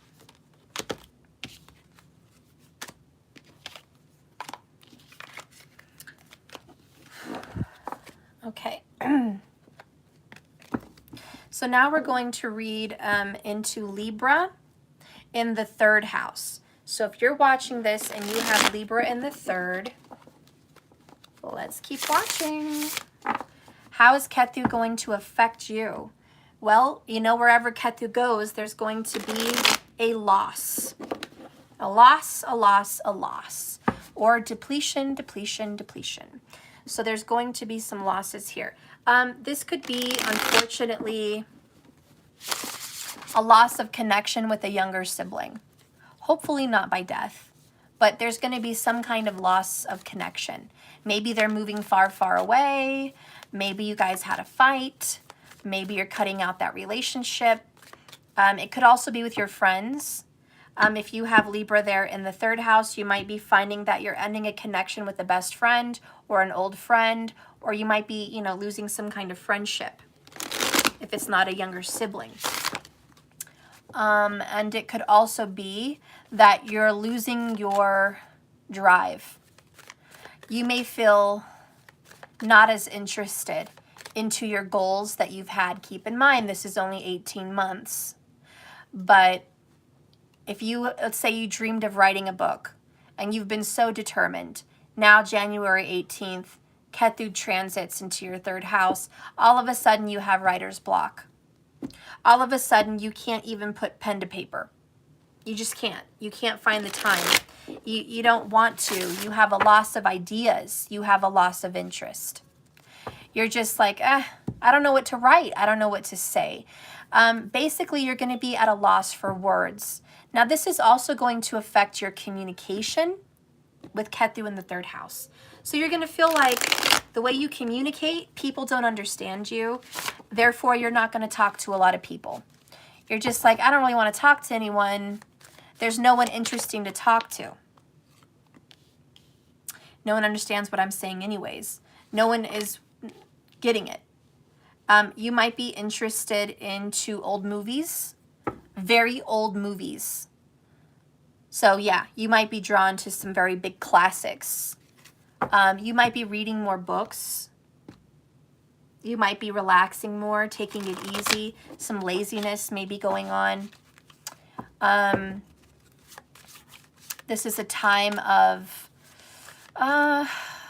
losing your drive so you can rest more. You're going to be really learning a lot. You may pick up on a class that's spiritual. You might take up yoga. You might take up some kind of meditation class. You may even join a new religious building, you know, some kind of belief that you want to follow, whether it's Christian, Catholic, or Buddhist, or whatever. You may just want to go to some temple. You might want to go to some place. And so you may want to escape your reality. And you may just want to go on a retreat to Bali, or, you know, go somewhere like far, far away, like Tokyo or China or India. You know, you just maybe want to go back home. You know, you just want to get away. So this is also a time where you might be wanting to get back to your roots. Maybe it's an ancient spiritual practice that your ancestors believed in that you might be learning about or getting into.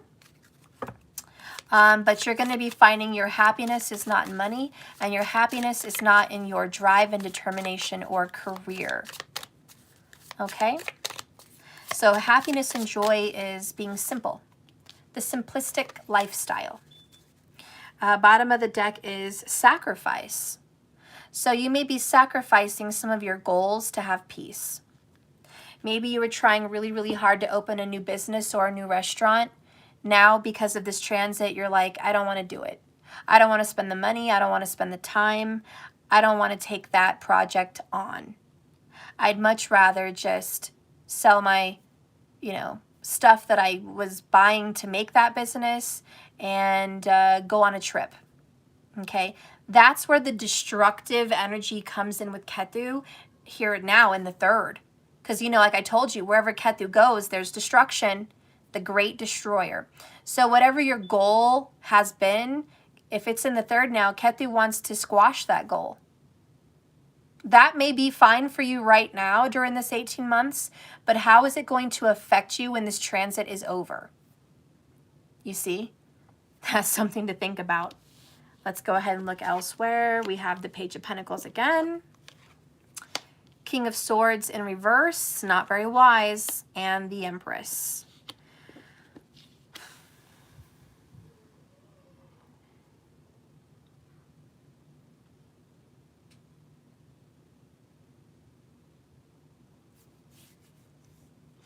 For the first thing that popped out to me is you're not being very wise. Ketu has no concern about your dreams. He doesn't even want them. Yet, there has to be a blessing out of every destruction. So here's the Empress. And it's like, through the destruction of your dream, and your goal becomes you growing as a spiritual person, as a loving feminine kind of person. You may be, I see 33 people watching. The Empress is 3 in the major arcana. You may be witnessing 333 everywhere. If you have, oh, and ironically, it's the 3rd house. You may be witnessing 3s because you're growing on the inside. It may just not be the right time. You know, the universe has a funny way of making things work at the right time, the right place. And with the Page of Pentacles, I feel like maybe there's still more for you to learn. Maybe you've been so sucked into your goals and your money drive that you're missing an important element, which is self-love, self-care, and a spiritual connection. I feel like if you have Libra in the 3rd, you're always in business, you're always in work, you're always in some kind of situation like that. You really haven't paid much mind to your emotional and spiritual part of your life. So through this ending of some dream of yours, some business opportunity, some book, some aspiration, comes a new you that's being born. Not yet, because you still have 18 months to go, but it will be born. You are creating a new you. You're learning. Ooh, we have a love call. You may meet someone. Ooh, we have the Sword, King of Swords, and the Sword and the Rose. Clarity, talk, truth, revelation. Thinking of you, letting you know, and a message of love. 2 things are happening to you, right? 1, you're not going to be clear about your career or dreams, but the good news, it looks like you're going to be meeting someone. It's almost like you had no time for relationship, and through this transit, you're going to get a relationship. Interesting. Hope you're ready for that. You will be getting a relationship.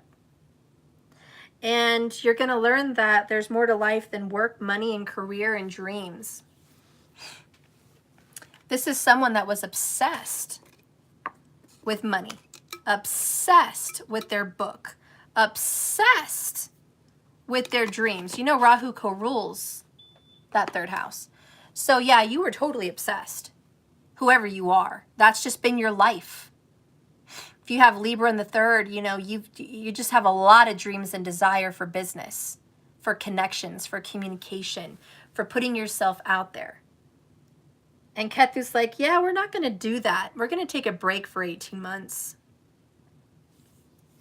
You're not going to work 40 hours a week. You're going to work 20. You're not going to write that book. You're going to go on more walks and hikes. You're not going to go to those business meetings and go out to coffee with your friends. You're going to go to a temple and you're going to meditate and pray and light candles. That's what Ketu's doing. He's destroying your connections and destroying the way you like to do things in your life so you can learn to do them differently, so you can see the spiritual side of life. Because you've been very pro-business and pro-career and pro-friends and pro-people. And so he's taking you away from that. The shadow element of you guys is downcast the pride. You take great pride in your achievements. You might have accolades, you might have trophies, you might have awards, you might have all these things in your office or in your house, like, look what I did. Look what I accomplished. This is when I won that track meet. This is when I published that book. This is when blah, blah, blah. You know, you have all these accolades. Oh, look at my degrees on the wall. You know, look at all my achievements. And now it's kind of humbling and embarrassing because you're going to be putting down something that you were going towards, and you're a very goal-driven kind of person. And you like to kind of show off a little bit. You like to show the world your accomplishments. And Ketu's wanting you to kind of hide in a temple corner. Be quiet. Don't communicate as much. Remember, that house is about communication. So yeah, it's like, no, we're not going to communicate that much. We're going to be quiet. We're going to not spend time with all these people. We're not going to go after a dream or a goal. We're just going to take it easy. That's going to frustrate the hell out of you. Let's get your oracle. What is the oracle for Libra in the 3rd house, please? Love. Love comes in. Ooh, we have nectar. Okay. Shut the front door. Empress, love, nectar. Honey, is someone going to get pregnant during the next 18 months? I wouldn't be surprised. I wouldn't be surprised. You may be older in age or younger in age. I don't know, one or the other opposite. Younger or older, but not in the mid. And you may find yourself pregnant, Page of Pentacles, during this 18-month period. For real, for real. That may be the reason you have to put down your goals. That may be the reason you can't aspire this new dream, which to you is destructive, because now it's going to destroy the body, you know, because that's what babies do. And it also takes time away from your goals. So there could totally be a child involved. And yeah, it just got interesting.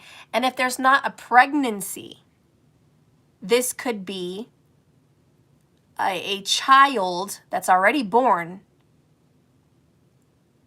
coming in. I feel for some of you, this could be your grandparent. And your child lost a job or doesn't have drive or doesn't have education, and they are having a baby or they already had a baby and they need to come live with you. And you're like, what the fuck? And now you were all alone, aspiring your life, having independence, and now your child is having a child coming to stay with you, which is a blessing, but now your house is upside down. Now you have to give up your office, or you have to give up more time. You might have to help your child with their child so they can go to school and whatever. And so that could totally be happening for some people, is a grandchild might be coming into your home. Or a child may be coming back home, okay, with the Empress there in the page. And so there's just a lack of clarity for someone, and you have to show them how to get clear, how to think clearly, and not have their head in the clouds. And so you're going to be distracted from your own goals because you're going to be helping somebody else with their goals. And that would explain sacrifice. You're going to have to sacrifice your space, your place, your peace, your goals. So whether you're having a baby or putting up with somebody else around you, you will make a sacrifice, which is your cost of your dream and your desire and your determination. Why would this be destructive? Why is Ketu coming to destroy that? It sounds like a blessing, right? Nectar, love. It's a destroyer because now whatever goal you had, you're not able to have. So it is going to affect you in some type of way. For a lot of you guys, if it's not children, it could be a wife or a husband. You may gain an engagement. Or somebody may say, hey, can I move in with you? We're together, let's get married. And you're just like, I'm used to being alone, now you want to be with me. That is a sacrifice because now you have to sacrifice the time that you were using to do you. And so anyways, this is a difficult situation for people that have Libra in the 3rd.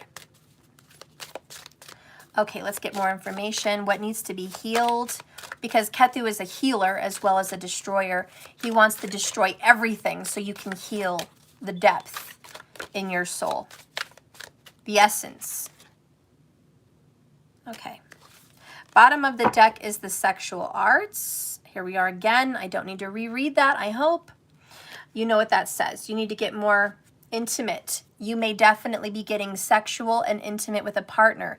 Like I said, a lot of you guys are making a baby during this next 18 months. That shit's going to happen if you're of that age. Or this is about give and take. Give and take to your partner. Your partner may need more of you, especially if they're pregnant. I don't know. The next card here is take off your masks. And Libra is the king and queen of masks. Downcast of pride, take off your mask, heal and grow, see things clearly. You need clarity. You need more love in your life. Love, love call. We have a caller here, Page of Pentacles. This is going to be the nectar in your life. Taking practical approaches towards a better way of living and not being all in your head. You have to get out of your head and into your heart. That's what I'm hearing. Out of your head, into your heart. You're going to have to be more sensitive. And with Libra in the third house, I don't think you are very sensitive because you're very, very busy. You're a very, very busy person. Okay? Anyways, stop trying to appear different than who you really are. Why are you people pleasing? It's time to take off your mask and see the real you. You cannot get the love and attention you're craving by pretending to be busy or pretending to be someone you're not. Why are you so frightened to be honest with yourself and others? Do you feel like you're going to lose friendships or opportunities if you're not showing off? If you're not acting like you have much? What are your fears and vulnerabilities? Are you constantly doing things to please others if doing this doesn't work for you even? This card indicates that you need to take some time to get to know yourself and what's important in your life. Okay, so that's really the whole point. What's important in your life? Is it accolades? Is it degrees? Is it trophies? Or is it family? So the destruction is you're going to be so bothered because you're so driven. And with Ketu going into the third house in Libra, you're not going to be driven anymore. There's going to be a sacrifice. Okay? Your happiness is misplaced. You find happiness in accolades and wins, not relationships. And Ketu's coming to let you know that. Get ready for that, guys. All right, we're going to move on.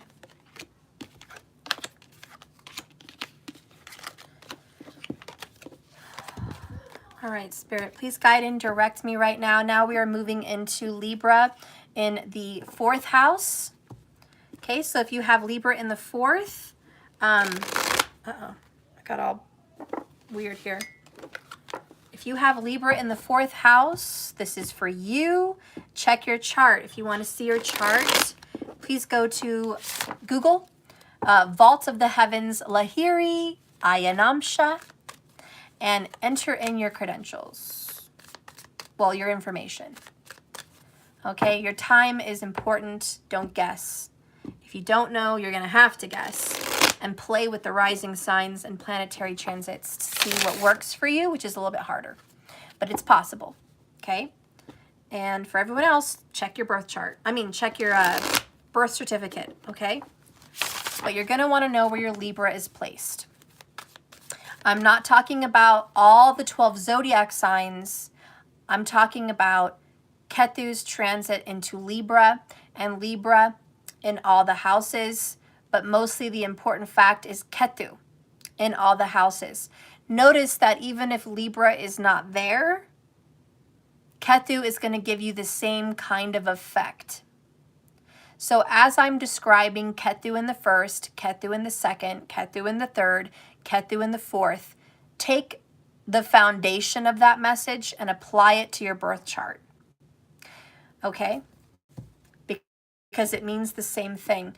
But we are right now looking at Libra wherever it's been placed, and that's kind of where the cards are coming from. The cards are more speaking about your Libra situation. Okay. Spirit, please guide and direct me for Libra in the fourth house. Ketu in the fourth house. Ketu is transiting in Libra right now. It's already there. It started January 18th, 2022. He will leave this placement. He will leave the fourth house in 2023. Okay? So check your chart. See where your Libra is at. If your Libra is in the fourth house, you're watching the right reading. All right.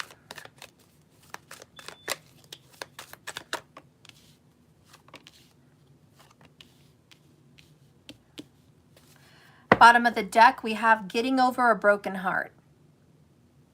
You're getting over it. You were obsessed. You were hanging on. You could not let go of a relationship. You could not.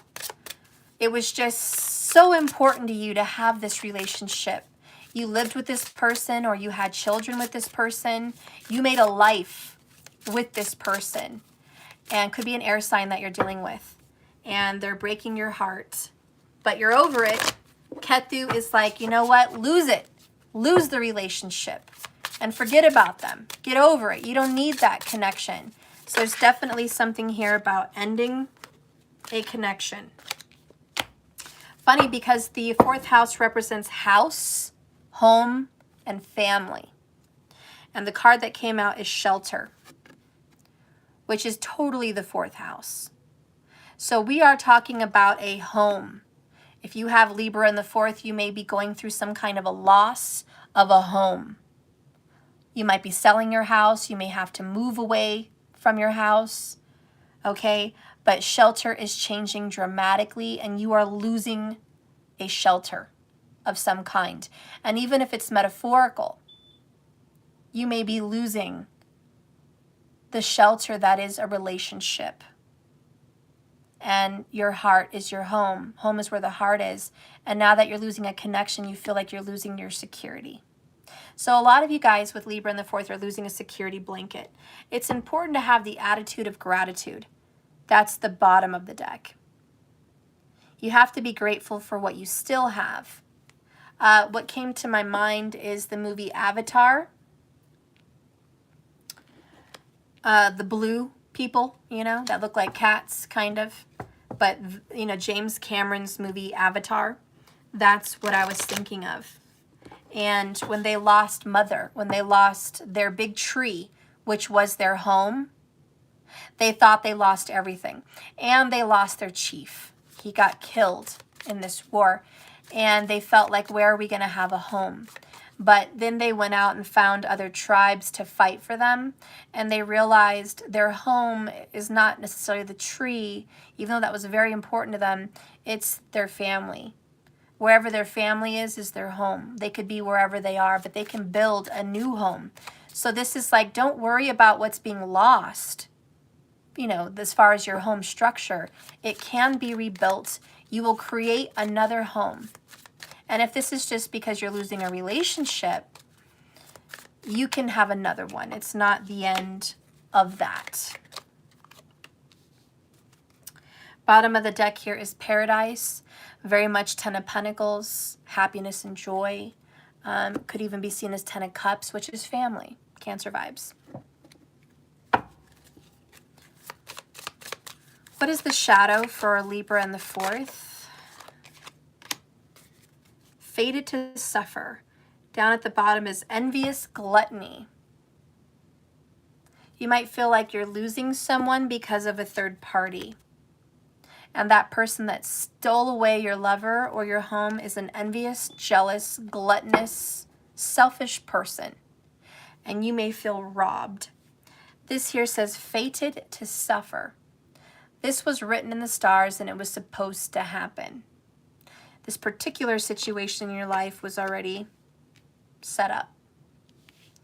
The next card that comes out is the Five of Cups. Sadness and heartache and grief. Regrets, remorse, and guilt, shame, and sadness.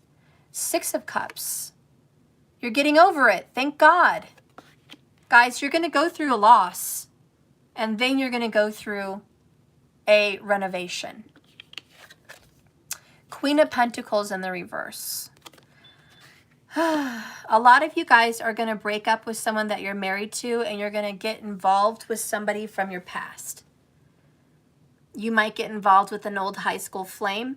You might get involved with someone that was an ex. But you're going to get involved with someone from the past after a breakup. I do think this has to do with love and relationship, at least in the tarot cards. But Ketu in the fourth is not really having stability. It means that through your lifetime, even as a child, but mostly in your adult life, you've moved to different homes. You may be military, maybe that's a reason, or it may just be that you're constantly not able to create a foundation. Kira, yeah, no one's getting off easy. You're right. Because Ketu and Rahu are the demons, the destroyers, the malefics, hell on earth. Wherever they are placed, it will absolutely be malefic. Wherever they are placed, there will be trouble. There will be storms.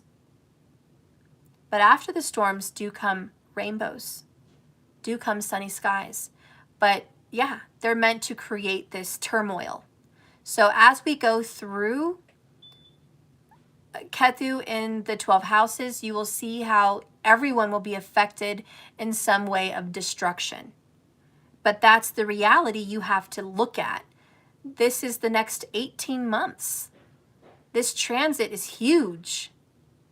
Huge. It's going to affect you. It just started. So it's good for you to get a heads up so you can master yourself.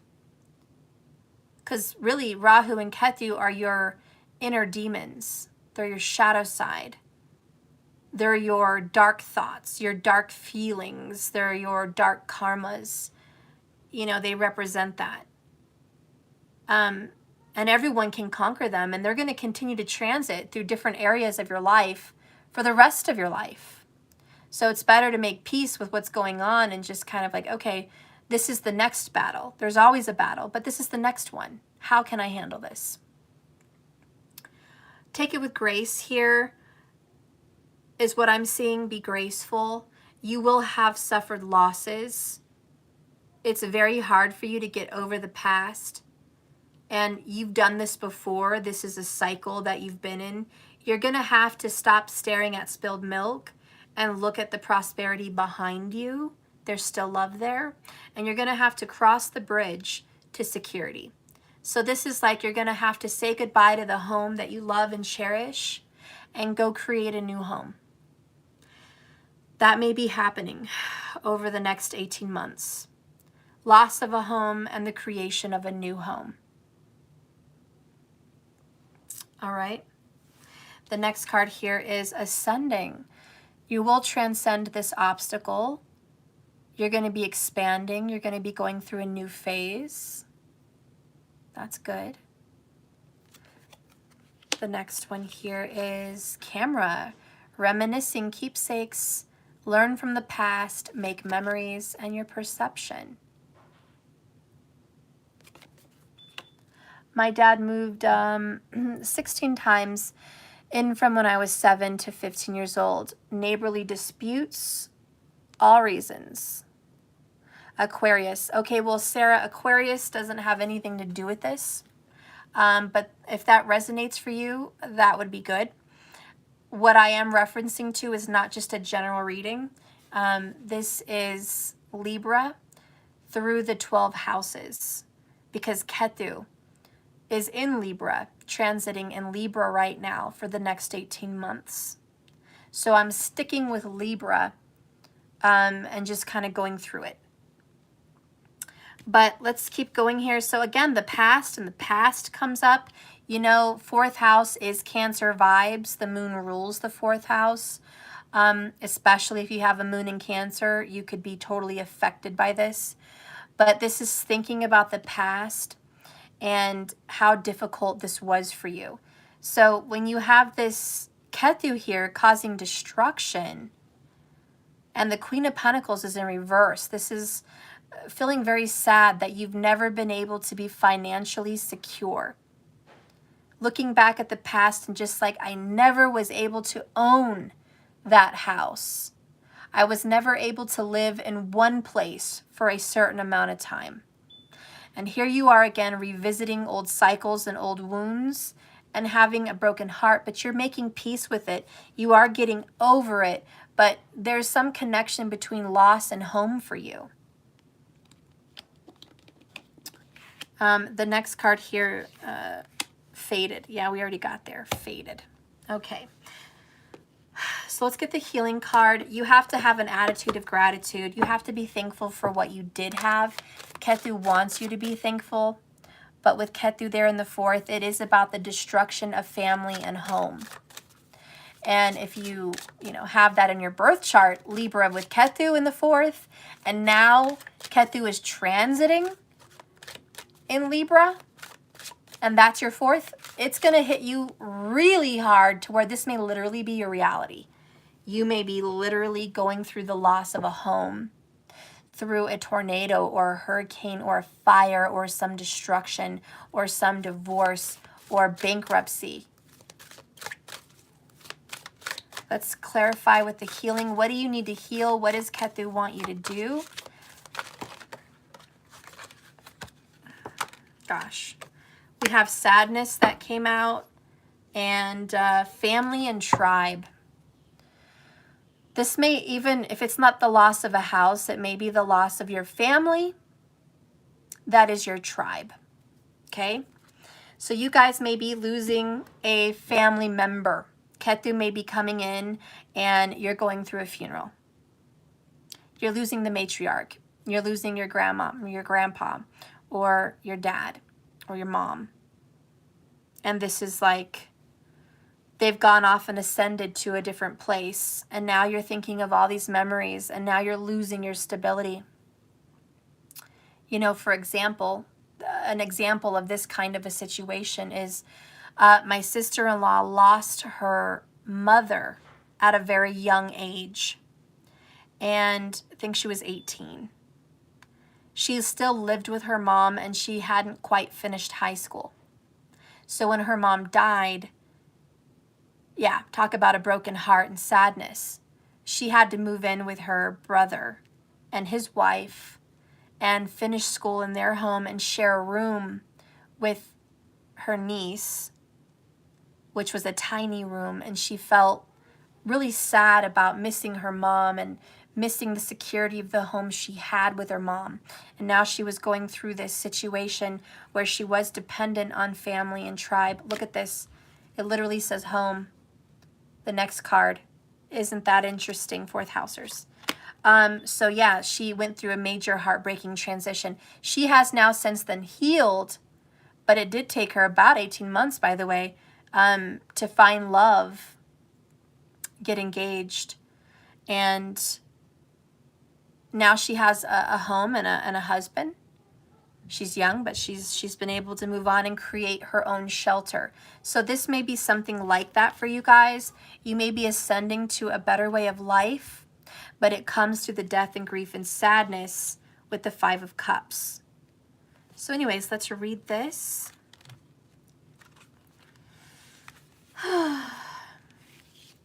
When this card appears, it means that when you feel as if everything is lost, that there is no path open to you and you may feel abandoned, something opens up to provide some shelter. Help and resources appear when needed. Like a roof over your head, a meal to satisfy your hunger, and other meanings include restoration, sustenance, rejuvenation, recuperation, renewal, protection, unwinding the body and spirit, and feeling welcome. Refreshing is a good thing to have, especially in this time of this place of peace and solace. But now you can discover sanctuary, a refuge, hospitality, and a home or a haven. You may discover an escape from a tough situation, an alternative remedy or path that accommodates and insulates you from danger. So yeah, you guys may be leaving a sad situation or maybe even a toxic situation. A lot of you guys may feel in this Ketu transit you may have to divorce or end a relationship. So if you guys are having Ketu in the 4th house in Libra, you may feel like I've got to divorce this person and move away. That's really sad. Or maybe they've divorced you and they've moved away and that's really sad. Either way, you're going to be dependent on another home, another shelter. I think in a nutshell for you guys, you are going to experience some kind of a loss of a home, okay? Or at least what feels like home. So the message for you guys is, it's easy to swallow your sadness and hide behind a fake smile. Yet sadness can open the door to your heart and help you access compassion. When you can truly allow yourself to cry and feel sorrow over the loss of a loved one or a relationship, a lost opportunity, a broken heart, holy cow, or a friendship that's ended, you need to cleanse your soul and allow your heart to heal. To admit weakness can allow you to know yourself and embrace your limitations to evolve. Be willing to let go of the cold walls of protection you have created, which made you feel empty, sad, and sick. Be willing to let go of this security that was not a good one. You don't need to get lost in your emotions. Just give yourself time to feel them and be able to move through them with your whole being, cleansing and purifying your heart, your body, and soul. How sad, you guys. So, yeah, Ketu coming in, the Tower of Destruction, is going to destroy home and family in some way, shape, or form. If you haven't already started to go through that, you may expect that in the next 18 months. Okay? Just know that whatever's going to happen to you, it's already supposed to happen. And you need to focus on the attitude of gratitude for what you still have left.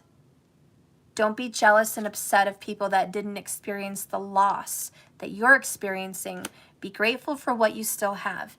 Ultimately, I see you guys healing and moving on and working through your grief. Okay? You guys will ascend. Don't keep looking back in the past. Don't be stuck into what happened. Learn to release that and let it go.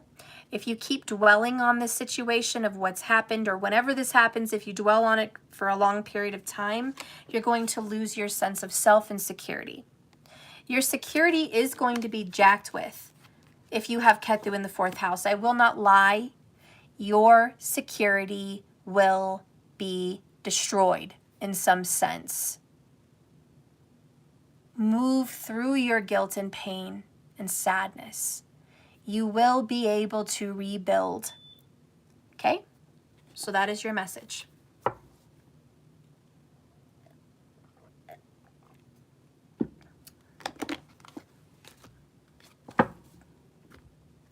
Okay, guys, so we did the 4th.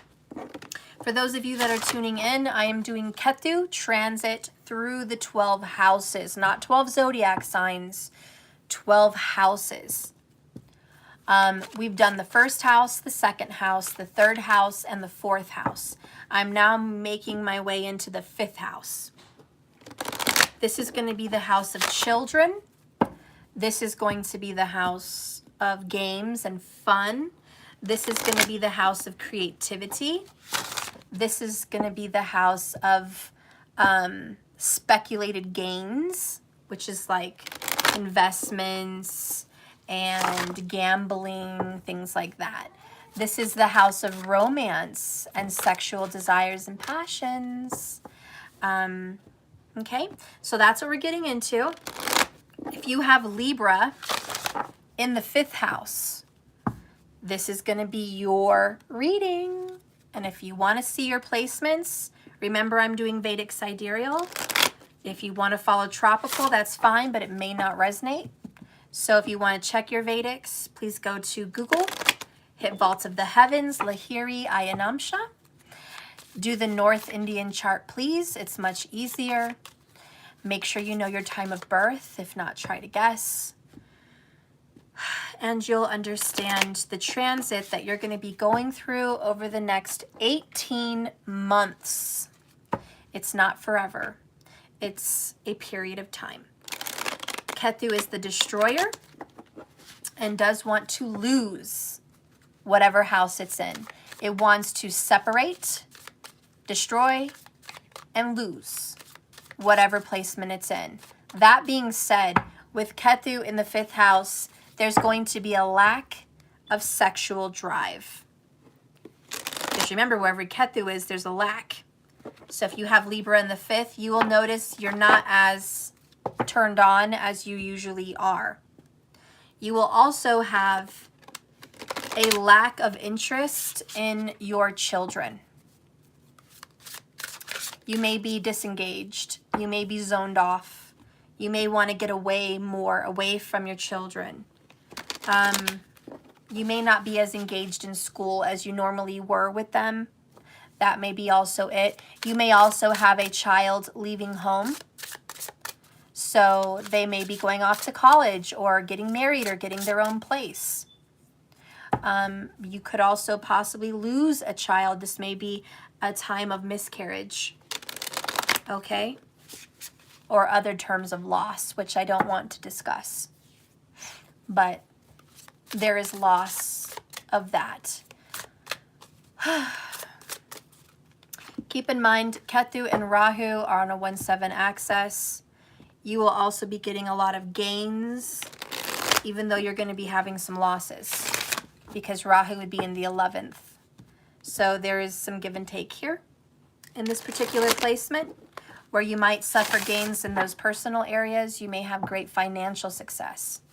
So there's kind of an up here for these people, but I'm not saying that's going to make you feel better. Okay. So celibacy may be an actual thing. You may be also getting into teaching or coaching.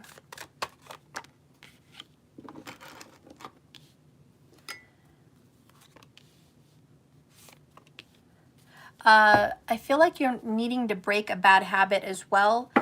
This isn't for everybody, but for someone that has a porn addiction or a smoking addiction or an alcohol addiction or even a gambling addiction, I think that you're going to be going through a period of sobriety. You may be getting a counselor or some kind of help to make you sober, okay? Because I think this is a sobering period for you. Bottom of the deck is 10 of Swords in reverse. You're starting to forgive and release the swords out of your back. So this is a time of rejuvenation and healing. I strongly feel like this is the time where somebody may want to get some therapy. Okay? There's been a lot of suffering in your life and you need some therapy. So that's definitely part of what's going on in your life, or you may need therapy after this one. Bottom of the deck over here is Naked Before the Stars. Getting raw, getting real with yourself, seeing yourself for who you really are, looking at your body. Okay, this is making some changes and some adjustments. You may be having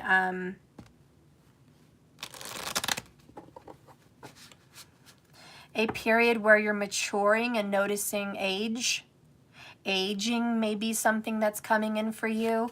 A lot of you guys may want to go under the knife for some kind of surgery, possibly even Botox, things like that, a facelift, something like that. Maybe a tummy tuck, maybe a breast lift, maybe a vaginal rejuvenation. For guys, I don't know, maybe it's kind of something like that also. Let's see. Bottom of the deck here, I like you. Someone likes you. There's romance blossoming. There's some fun and there's some flirting.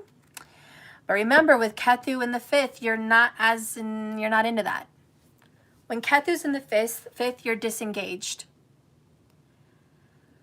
I know somebody that has Ketu in the 5th, and he has a son, actually 2 sons, and he is estranged from both of his sons. The first son was taken away from him when he was 2, and he never stayed in contact. He has him tattooed on his arm. He has a picture of him in his wallet. He thinks about him all the time, but he's not around him. And the other son, he destroyed the relationship with the mother, and he's not in that son's life by choice. He picked another romantic partner and has decided to separate from the mother, not for a lack of sexual intimacy, not for a lack of love, but for appearances. It just didn't look right. And his stubbornness got in the way. So that is an example of Ketu in the 5th. So it shows a love for the children and males, because Ketu does represent males, male children. But it represents a loss of them, a loss of relationship or connection. And I also believe that person has struggled sexually for quite some time. Especially that person has struggled in confidence as far as the sexual nature of how he looks, how big he is, you know, those kinds of things. There's been some situation with that. So anyways, this Ketu coming into Libra in the 5th house may give someone those insecurities. Okay? And maybe they want to cover something up. You know, hide something. Keep something a secret. Not talk about it. I don't know. There's something with that.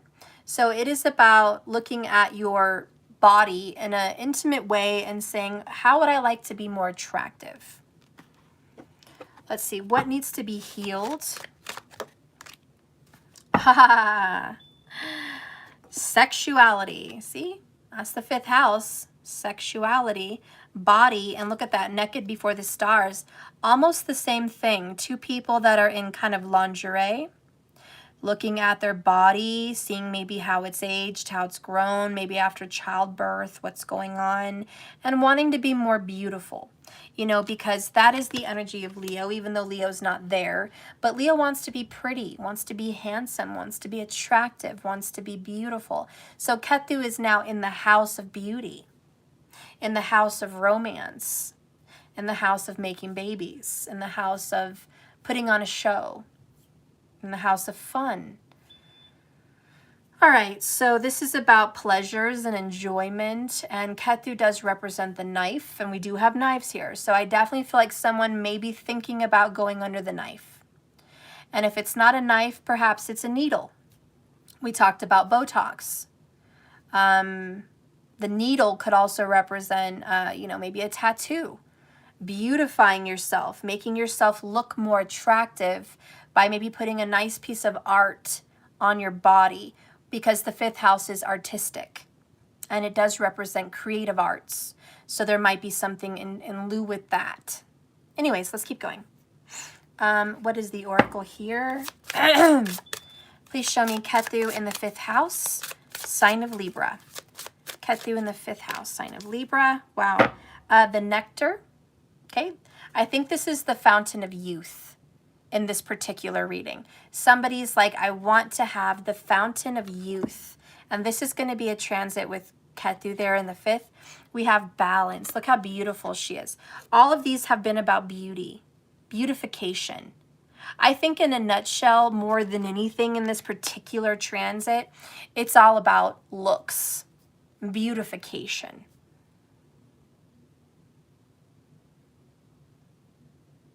And this is going to be a focus on sexuality. It is going to be a focus. Whatever's happening, you will be cutting out bullshit in your life so you could focus on your body and your creative arts. That's definitely happening. But there's going to be a loss of interest in children. Maybe you don't want to have children anymore. For men, this could be going to get a vasectomy. So if you have Ketu in the 5th, this may be, I want to get fixed. I don't want to have any more children. I think I want to call the doctor, set up an appointment, and really have a vasectomy. Okay? You know, that may totally be coming up during the next 18 months for someone that has Ketu in Libra in the 5th. It could also be finding out you can't have children anymore. You've reached a certain age as a woman. Maybe you just went through menopause. And you're like, wow, this is it. This is menopause. No more babies for me. No more period for me. I want to be more beautiful. Whenever you get the swords, I definitely think of gray. So this could also be the graying of hair. And Ketu does represent old. So there is something about being a silver fox, or being, what do you call it? I don't know. I don't know what they call women. Is a silver fox as well? I don't know. But something about having gray in your hair, maybe dyeing your hair silver, platinum white, or gray could be something. Embracing your grays, possibly. Something like that. Okay, I'm going to keep going. Two of Pentacles. Five of Pentacles in reverse.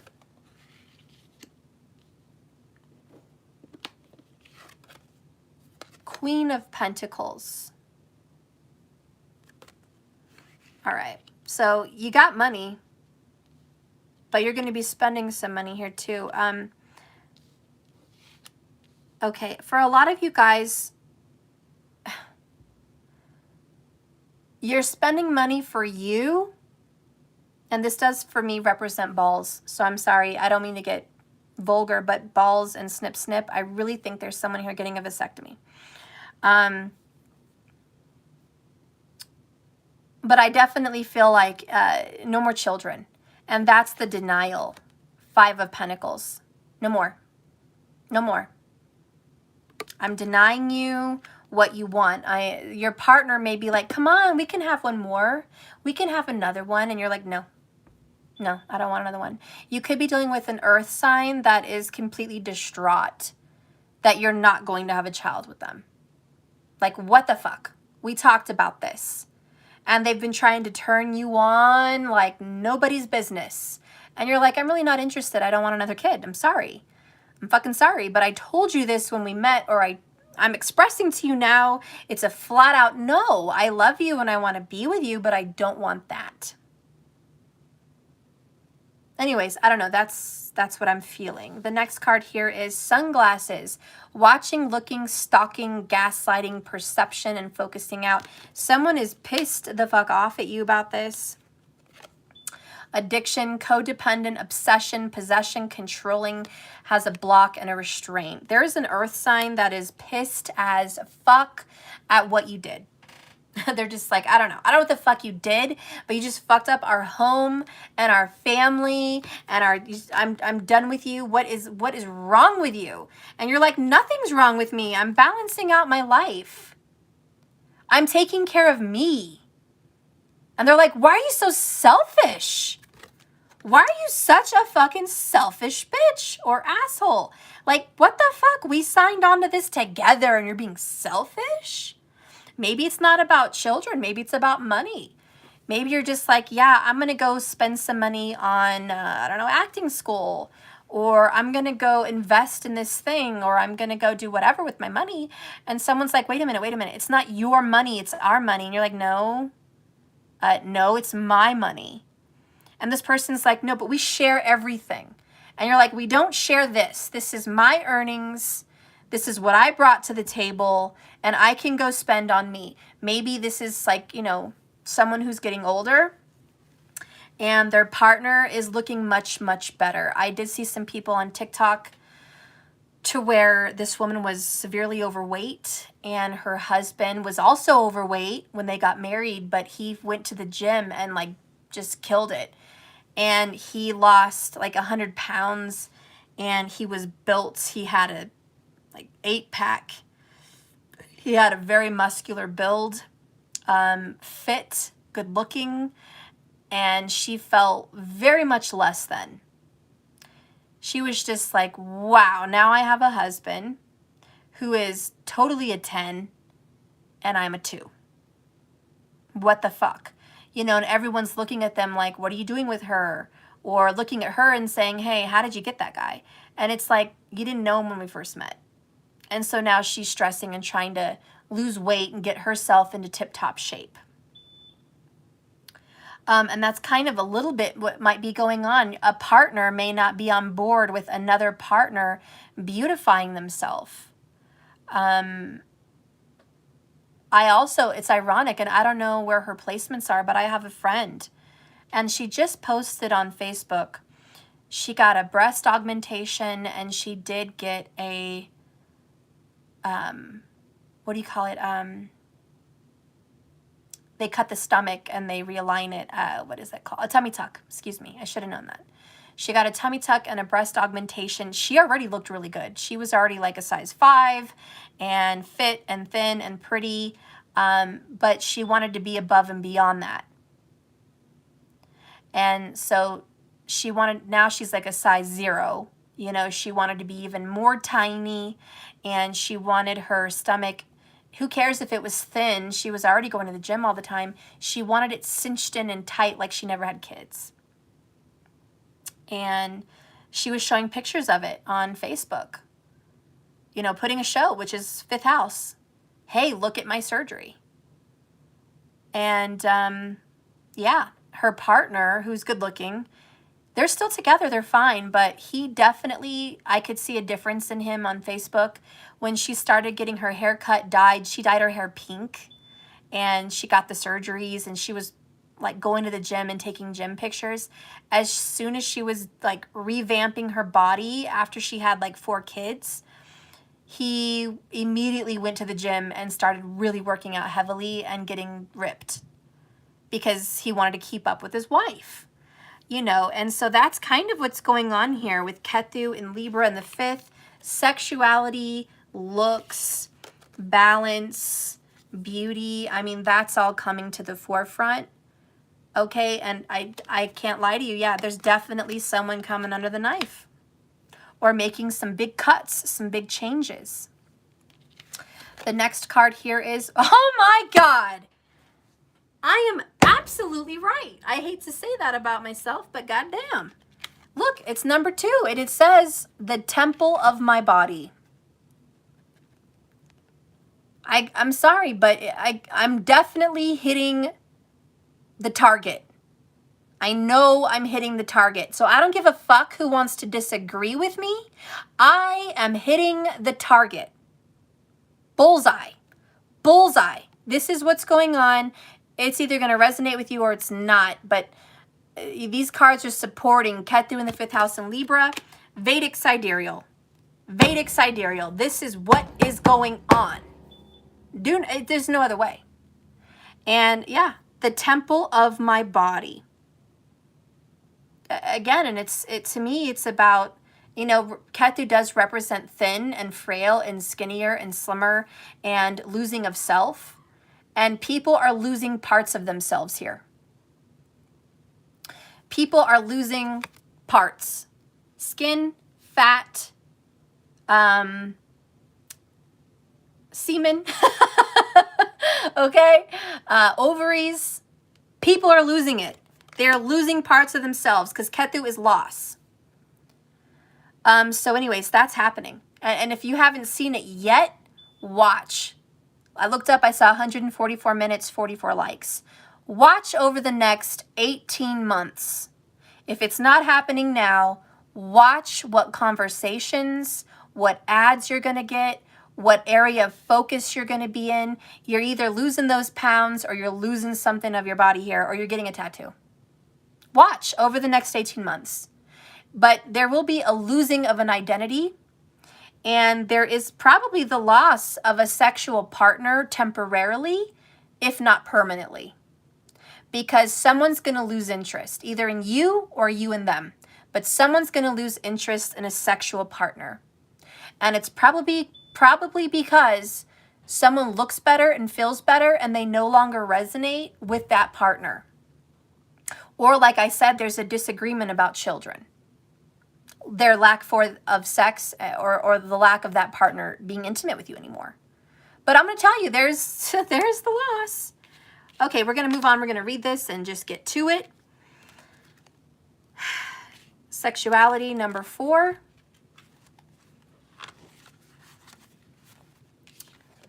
Sexuality is a natural part of life. Embrace this intimacy and the sensual, passionate nature. Take time to explore your body and your sexuality. How do you feel about yourself? Do you feel sexy, attractive, happy with your body, or are you judging yourself harshly? You need to let go of any old feelings of hurt and insecurity. the shame and the guilt in any relation to your body or sexuality.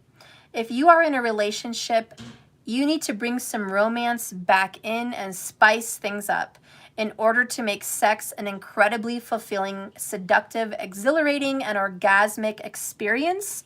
You need to let go of your defenses and fears of being intimate with your partner. Relinquish control and dive into the unguarded, ecstatic, blissful passion.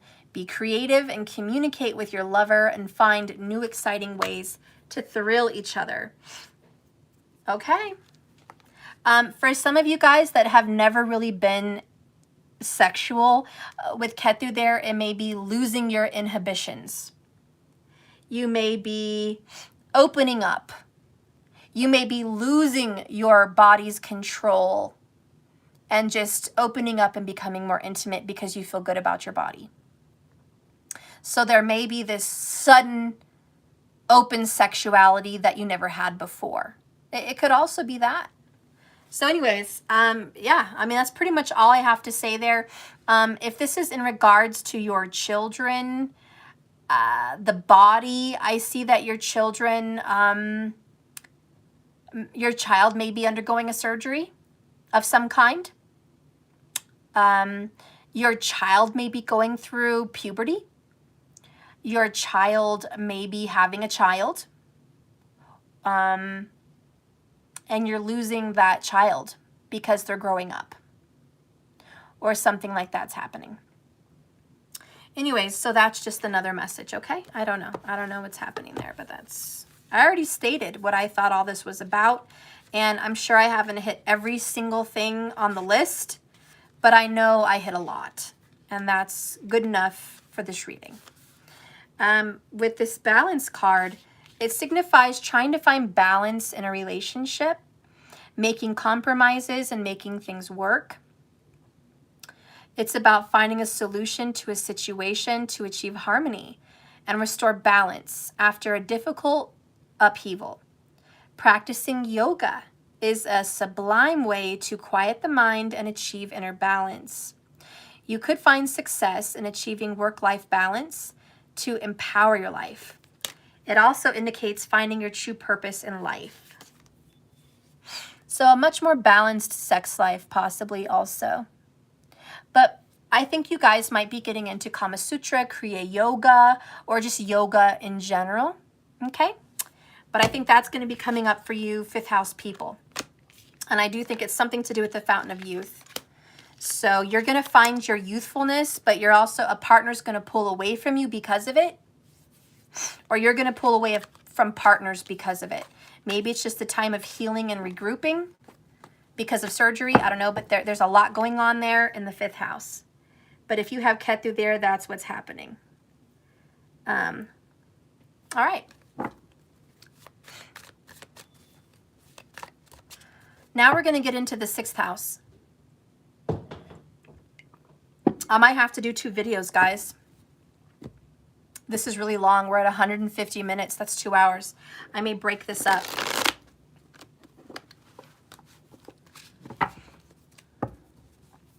Okay. So after Virgo, I'm going to take a break, and then I'll come back and we'll do Libra through Pisces. But this is, well, that's not what I meant to say. Fuck. Take that back. This is going to be the 1st house through the 6th. The next video is going to be the 7th through the 12th. Not the zodiac signs. My bad. What the fuck? Okay. Sorry, guys. Trying to keep my head focused on what I'm doing and saying is difficult because astrology is difficult. Astrology is not easy. And trying to fucking make the verbal sense of what's going on in my head to the public is not easy for me. Sometimes I have just a lot going on in my head and I'm trying to get it all out, and I do fumble my words every now and then. It's just kind of an overload. It's just a lot going on in my head. But I hope you guys understand what I'm talking about. Hey, sweet. Is this the Megalodon? Yeah. You're watching from that movie? Oh, yeah, definitely. Is it that Megalodon? Oh, yeah.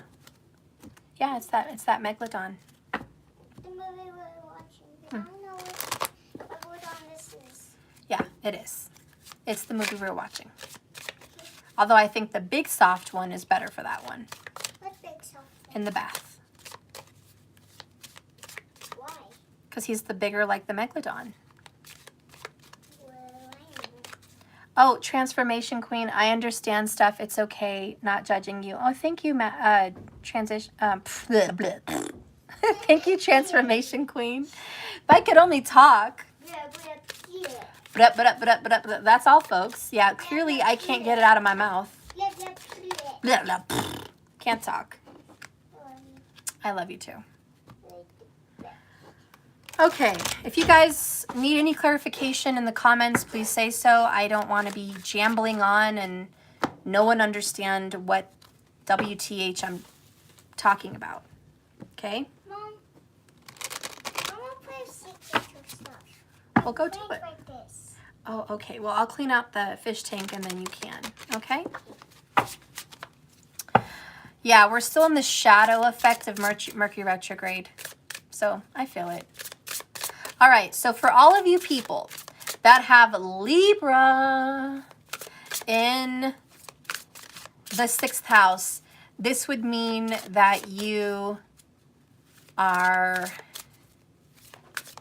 a Taurus rising or a Taurus moon, Vedic sidereal. Like I said, if you want to follow me in tropical, that's fine. But this is going to be for the people that are a Taurus rising or moon. Okay? All right, Spirit, please guide and direct me for people that are dealing with a Libra in the 6th house. What's happening with them? What's going to happen with them? What the actual crap? Ooh, you're going to need to get strong for this one. Strength. I'm not surprised. This is a Dashtana house. This is a difficult house. It is not going to go easy on you. Prepare. Put your seatbelts on. Are you going to be okay? Yes. But are you going to go on a ride? Yes, you are. Kira, Taurus rising for your twin. Get ready to buckle up. This person is going through it. The 6th house is the house of disease, enemies, hardships, struggle, hard work, service, court, like, you know, legal matters, and just, it's hard, okay? It's also the house of pets. That's the good side. It also talks about health, usually struggles with health, but it does talk about health.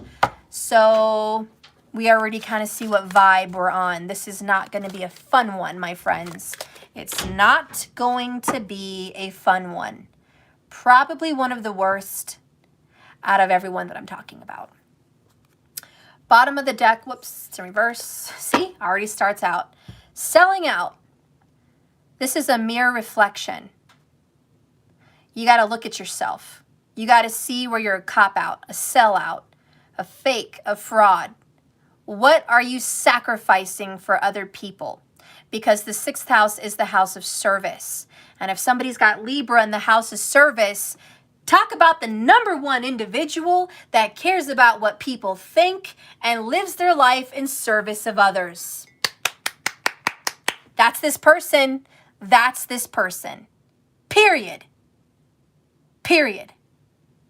You live, breathe, speak, eat, sleep, survive for others. You already have it hard. You already have it freaking hard. You could be a very good lawyer. Could be a very good lawyer. Anyways, I'm sorry. I'm just going with Libra in the 6th. Very good lawyer. Damn, you'd be like, you could be rich. I don't know. But this is a lack of sleep. This is a bad, poor health.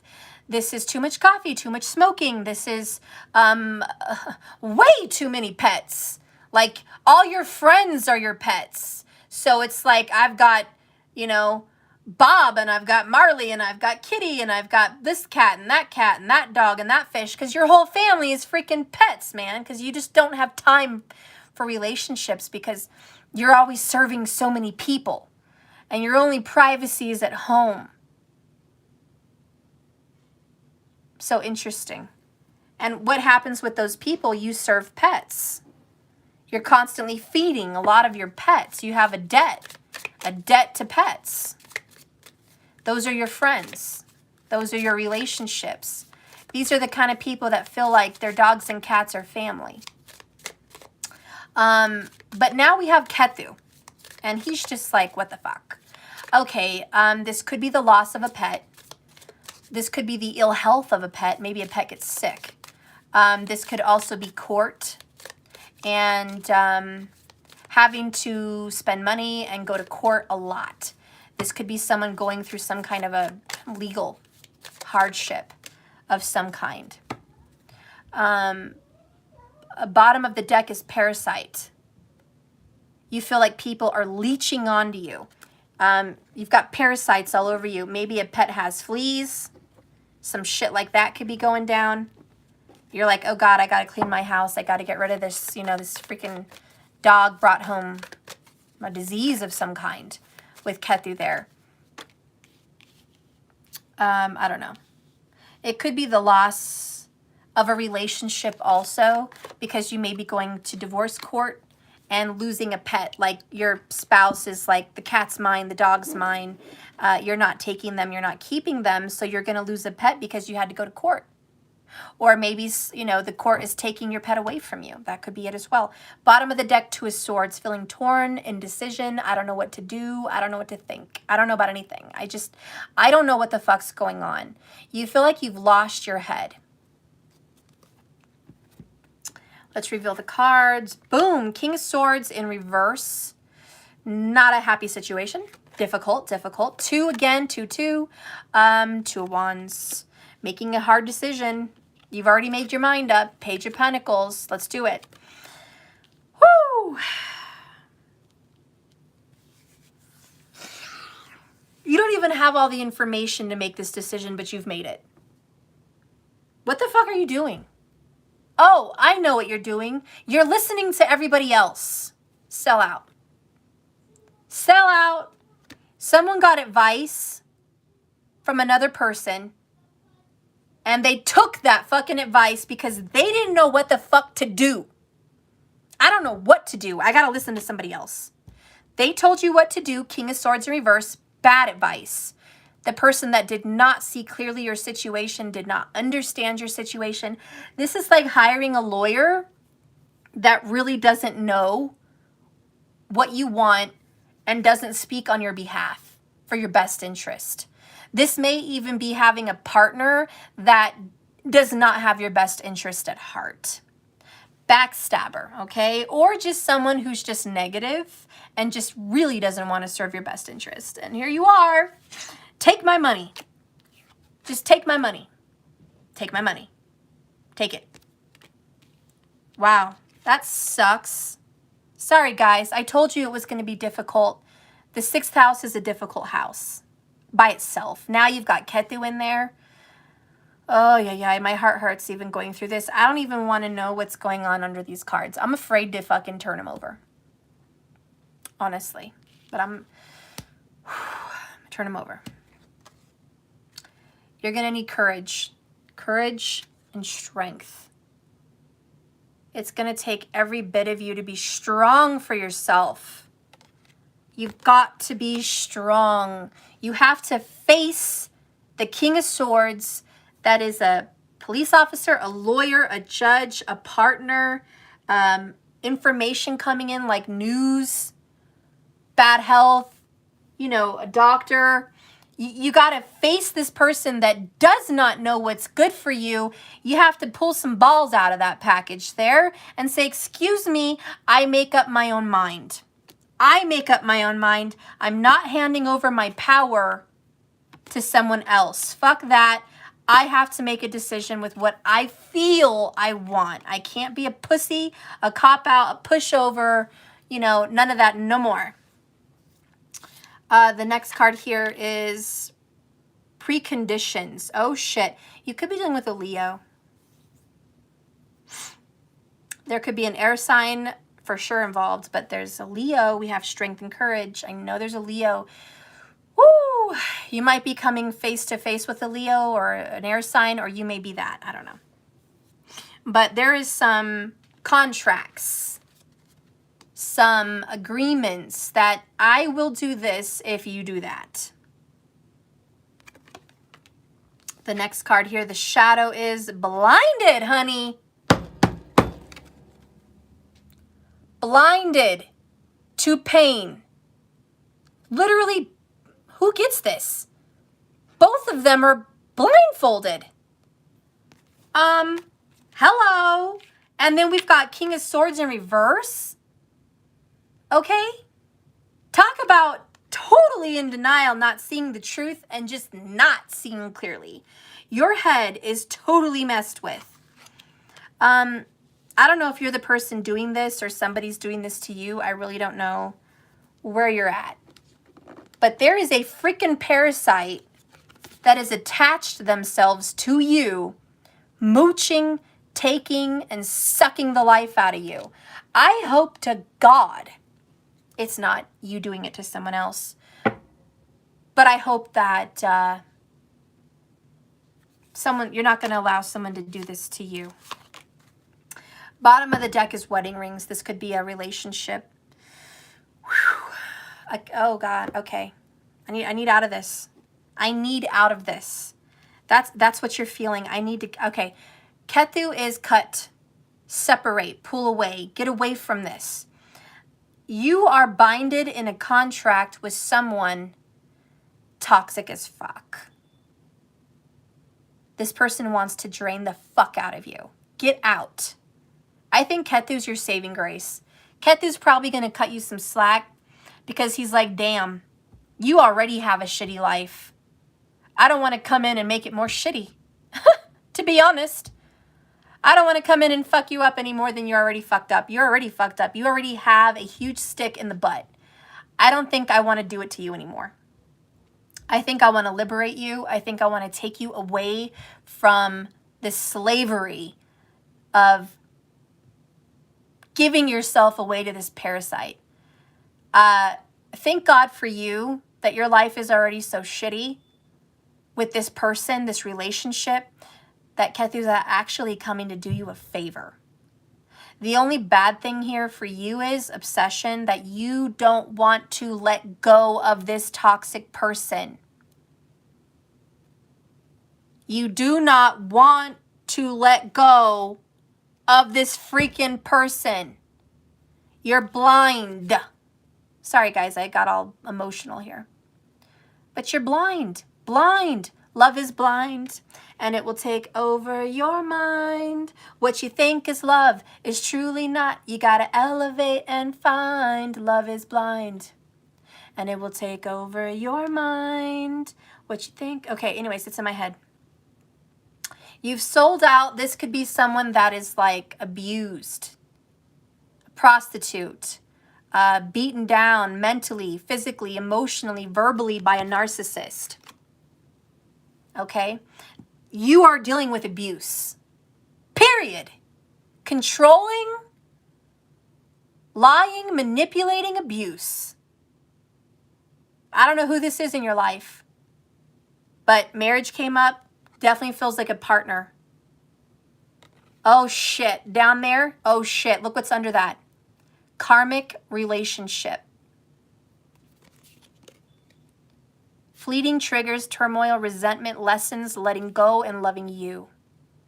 Oh, shit. Woo! Then you got wedding rings. Someone's committed to this fucking karmic. All right. The next card is, oh, damn. Look at that. And you know the 6th house represents health, right? It says here making healthy choices. Healthy mother effing choices. Making healthy choices in love and life, self-love, self-care, self-respect, and being happier. It's about healthy choices. Having the courage to be healthy and making healthy choices. The next one, oh, damn. I'm sorry. It's fucking 6th house. You got the snake, honey. You got the snake. I'm so sorry. Competition, enemy, clever, malicious, look over your shoulder, the other woman. Cold as a snake. Now, this preconditions, I don't want to read it because it's a very long card, but this is a very beautiful woman, and it talks about her marrying a prince, and she said, the only way I will marry you is if we give up all of our children, for whatever the fuck crazy ass motherfucking reason that is.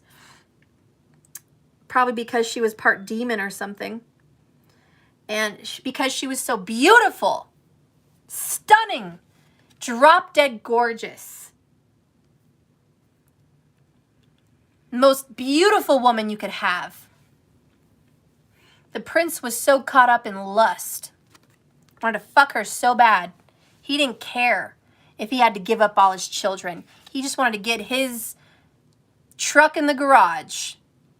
Blinded to the pain and suffering that he would feel having children with this woman and giving up every one of his children. Mean, cruel as a snake. I'm sure there's more to the story, and they kind of make her nice. She was like a goddess or whatever. But still, it's fucked up. It's fucked up. And yeah, it's totally fucked up.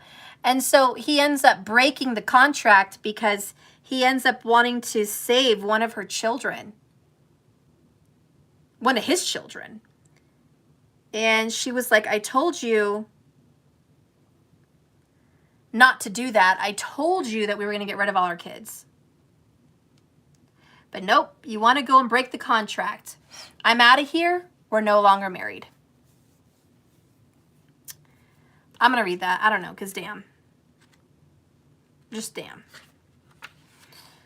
I knew I was scared to do the 6th house. I'm going to be scared to do the 8th and the 12th too. Anyways, this is the first wife of King Shantu. With this card, you're emboldened. Wow, embold, which is courage and strength.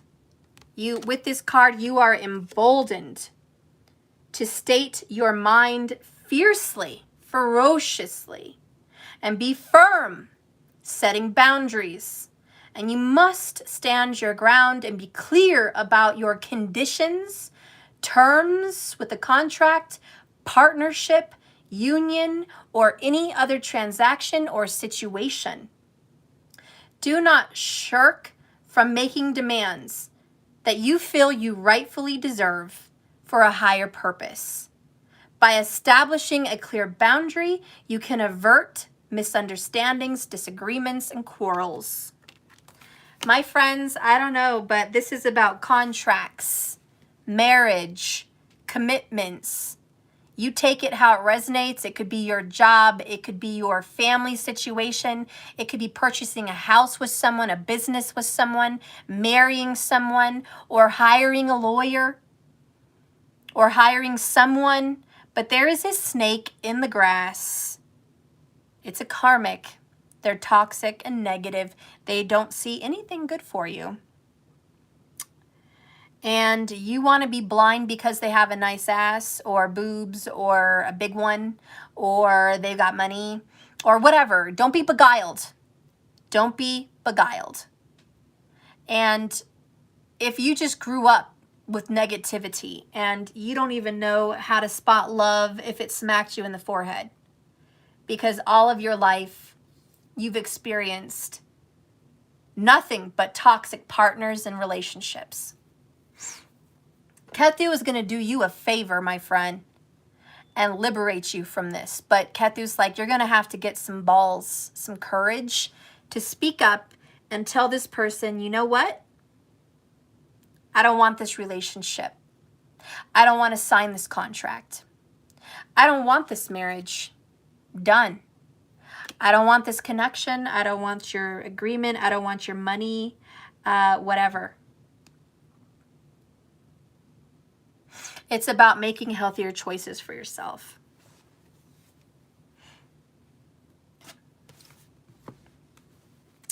We're going to read courage.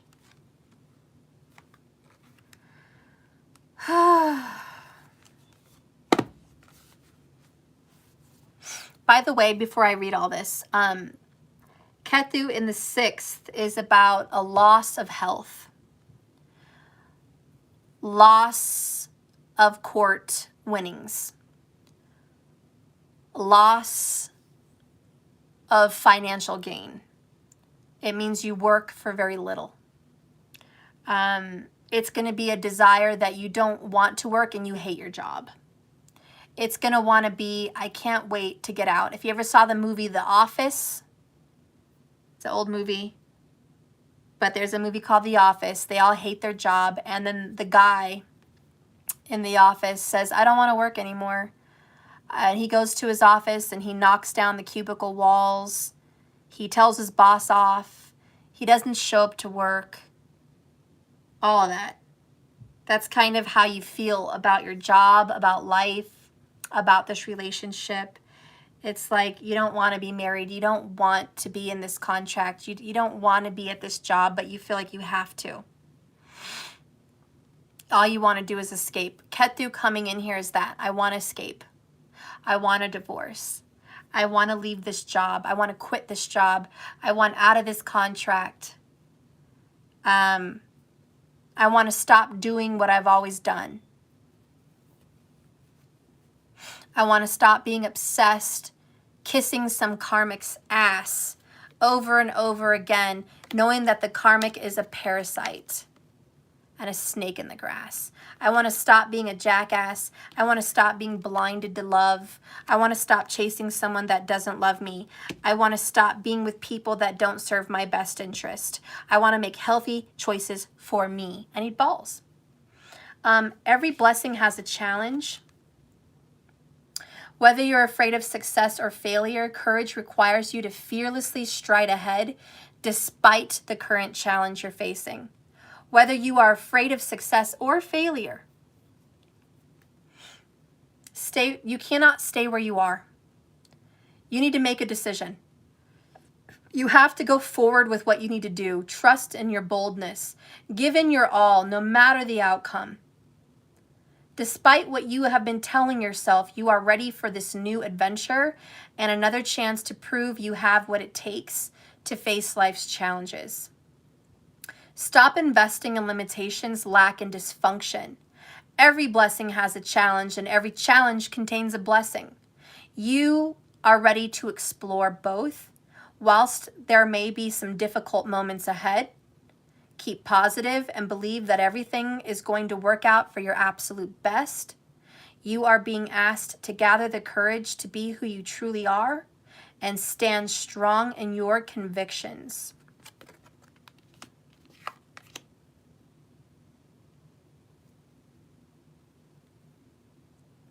I'm going to talk about a funny movie just for a second. Most of you probably have not seen it, but maybe some of you guys have. And it is called Death Becomes Her. And it's got Goldie Hawn, and it's got, not Glenn Close, but she's the girl in The Devil Wears Prada, the woman. I'm sorry, I forgot her name. Anyways, and then Bruce Willis is in the movie. Well, anyways, he's a husband who is blinded by lust, and he leaves behind his wife, Goldie Hawn. Meryl Streep, thank you so much. Yeah, you got me. He leaves behind Goldie Hawn, so because she was overweight and whatever, and he gets beguiled by the karmic, which is Meryl Streep, and she's money hungry. She wants a surgeon. He's a surgeon. She wants to live young and this and that. He marries her, divorces his wife. Well, it's a comedy. The wife ends up going and finding the fountain of youth, and she becomes gorgeous and beautiful. And his current wife, the one he left his wife for, is jealous. She was a movie star. She was selfish, self-indulged. She always cheated on him, and she was just there for the surgery and the money. She was not there for love. So she ends up getting the fountain of youth as well. The two girls were old friends. Anyways, they both become young again, but their body is falling apart. They've ended up killing each other. And they need Bruce Willis, who is the surgeon, to keep them looking good. And he's stuck in this toxic connection but with two women he doesn't love, and they're both using him for his talents, for being a surgeon and being able to fix them up and look young because they look like death. And they're like, we have an eternity. We're never going to die. We have to keep him alive. We have to give him the liquid as well so he can live forever and keep us young. So they're using the fuck out of him. Talk about a sellout. He's just like, I have no balls. Go ahead, take over, whatever. But he doesn't want to die. He doesn't want to take the elixir. Long story short, guys, he ends up leaving them both behind. They took care of each other, and he goes off at the age of 40, I think it was, or 45. 45. And he ends up finding another woman, having children, because he never had children, and being happy. I think he had like 6 kids. And at the end of the movie, it shows them growing, older, but they've never aged. But years and years passed, and they're at his funeral. And it talks about his happy life and his kids and this and that, and how he said, life really begins after 40. That was his book. And so here they are, young and have nothing. At least they look young. They have no relationship, no kids, no family, none of that shit. And anyways, good movie. But the point here is you're Bruce Willis. You're a sellout. You're a sellout. And you've gotten beguiled by beauty. You've gotten in contract with someone, wedding rings. That person's a karmic. And really, there's a twin flame out there for you. There's a twin flame. A yin-yang. Just like in that movie, he found love after he got through with these freaking crazy women. He had been married twice, already middle-aged, and started his life. So this is your message that just because you're in whatever with some parasite that doesn't want to let you go, you need to make healthy choices, get the fuck out of this situation, stop being a sellout, make up your mind, and you need courage and you need strength, okay? So you got this. So we're going to read sellout number 1 and be done with this part. And I'll be back later to finish the remaining signs. But your integrity and inner strength are being severely tested. You have an opportunity to act with either fear or love. Ketu wants to give you liberation. He wants to separate you from your karmic contracts. He wants to separate you from your unhealthy habits. He wants to separate you from the parasite. He wants to remove the snake and the poison from your limbs. He wants you to make healthy choices. Ketu is your liberation. But you need to not be codependent, and you need to stop being a sellout. You need to get away from this toxic relationship or job, purpose, whatever you're doing.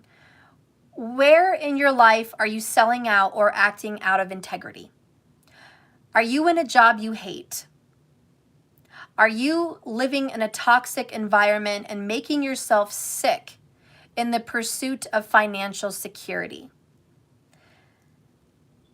This card asks you to find courage to stand up for your convictions, take steps towards doing what you love. Selling out is linked to the shadow aspect of the prostitute archetype. And when you connect with this archetype, you can examine your fears around your survival, power, responsibility, and success, or even reputation. On the light side, the prostitute can lead you to freedom, self-expression, and choice and love. What also comes to my mind is that girl from Playboy. She wrote a book now. I think her name was Hillary, or what was her name? Beth? I don't know. She was Bridget. No. It was the main girl. It wasn't Kendra. It wasn't Bridget. It was the other girl. She was with Hugh Hefner. And in her book, in her tell-all, she says how miserable she was in that house. And it looked like luxury. It looked like freedom. It looked like, she was living the life. But really, she felt like a slave. And she lost her integrity. And she lost herself. She lost her dreams. She couldn't dress herself. She couldn't wear her hair the way she wanted to wear her hair. She couldn't go where she wanted to go. She couldn't do what she wanted to do. and she was forced to do things with him sexually she didn't want to do. She said with him, it was like an orgy. She had to share him with so many people. He didn't even love her. She didn't love him. It was a contract. And he would have sick parties and drug people up, take pictures without asking, and, threaten to publicize them. So she does this in her tell-all. But she's a beautiful woman, smart, could have anything she wanted. You would think that she would have had courage and strength to not put herself in a stupid situation like that. For what? For fame? Fortune? I guess a lot of people do that, fame and fortune, and they become a sellout. They lose their integrity for fame and fortune. And on a much smaller level, people do this in their daily lives because they need a house. Or, they need support. They're codependent. They need someone. They don't want to be alone. People sell out for so many things, and they settle for the snake. And, this is, if you have Libra in the 6th house, Ketu is now transiting there. The message for you is you need to get out, but you're going to have to get courage to do it. But this is about making a tough decision. And really what's going to be happening is you have a tough decision to make. All right? And all of these are about choices. You can either choose to suffer or you can choose to be liberated. Suffer, liberate. Suffer, liberate. Don't be blindfolded. Anyways, that is your guys' message. And I'm done. I'm going to have to finish this video later, guys. I've got some stuff to do around the house. I will come back today to finish. If you've been watching this so far and you're like, what's going on? I am doing Ketu through the houses. He's currently transiting into Libra for 2022 to July 2023. Okay. So this is what people are going through. I've done the 1st house, the 2nd house, the 3rd, 4th, 5th, and now the 6th. Check your charts. See where you have Libra. That's what these readings are about. I did astrology explanations, and I also did tarot, just so you could see what's coming up with that energy. So that way you guys have a double outlook, not just to preach about astrology, but actual tarot cards and oracles that can come out and give you some deeper perspective. Wait, that's not a word. Deeper perspective about the astrological event. Okay? So hopefully this made sense to a lot of you guys. The reason I wanted to share this message with you is so you could prepare yourself for this transit and know what areas of your life are being attacked. Because really, it is going to feel like some part of your life is under attack. Where is Libra? And, you're going to get good and you're going to get bad. We just did the 6th house. There's a lot of negativity. But the good is Ketu's coming to relieve you of your stress. You just have to be willing to do it. Okay? With Ketu, there's always the give and take. You have to give something to Rahu so Ketu can take some of that away, and balance you out. So it's really, yeah, it's negative. It's a malefic energy, but there's always a blessing that's going to come from it. It's not negative, negative, negative, negative, negative, and there's nothing good that comes from it. That's bullshit. There's always something good. But there will be suffering, and there was suffering in every house. For the 1st house, it's like struggles with relationships, loss of identity.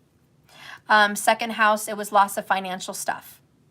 Gains, physical items, physical monetary gains, In 3rd house, it was loss of relationships also, loss of communication, loss of energy and dedication and goals, and just like losing drive and, forcing someone to be more spiritual. In the 4th house, it's a loss of a relationship again, a family member or a home, a physical home, being uprooted and taken away from your home and placed in another weird situation. But the good is you're going to have to find happiness again. You're going to get to rebuild. A lot of suffering.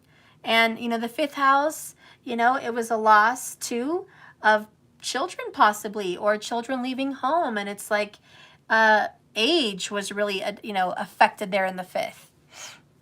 Looking at your body and dealing with age. and how your life has been seasoned, how you've grown, and what you need to let go of and dive into, and partners that either understand or don't understand that. And so there could be, you know, loss of romantic partnerships, but, you know, maybe the gain of a new one. So there's loss and there's gain and there's win. And, you know, we just went through the 6th. You know, there's health and wellness to consider there. There's legal matters and contracts to consider there. There's jobs to consider there. But in a nutshell, you know, it was about being a sellout, and don't be fake. Don't put your life service in service of karmic people or whatever situation that just becomes a drain on you, a financial drain, an emotional drain, a happiness drain. You know, so all of these have a negative twist. It is Ketu. But as you can see, a lot of them have a positive. And, you know, there is going to be gains. Some people gain spiritual enlightenment. Some people with this transit gain money. Some people with this transit gain independence and freedom. You know, some people in this transit lose a home but gain another. You know, so take the good with the bad, guys. Anyways, I love you guys. Thank you for watching. Please like and subscribe to my channel if you haven't already. If you're interested in any services or anything I have to offer, please go to www.jks1111.com. I appreciate any and all donations. Certainly don't expect it, but if it comes through, it means the world to me. And I appreciate all of you that have done that. Okay, the very few of you that have done that. I appreciate you at the utmost. That's it. I'll see you guys later. And we will finish. We're going to be doing the 7th house through the 12th house. Okay, so catch me live. Don't forget to hit that bell icon so we can get into that, because that's going to be fun and interesting, and probably another 2 hours. If you guys have any questions that I can answer in the next video, go ahead and put it in the comments section below. I love you all. Be well. Hang in there. It's just a transit. It's 18 months. Woosah. Okay? I'll see you guys, and good night. Bye. Just keep swimming.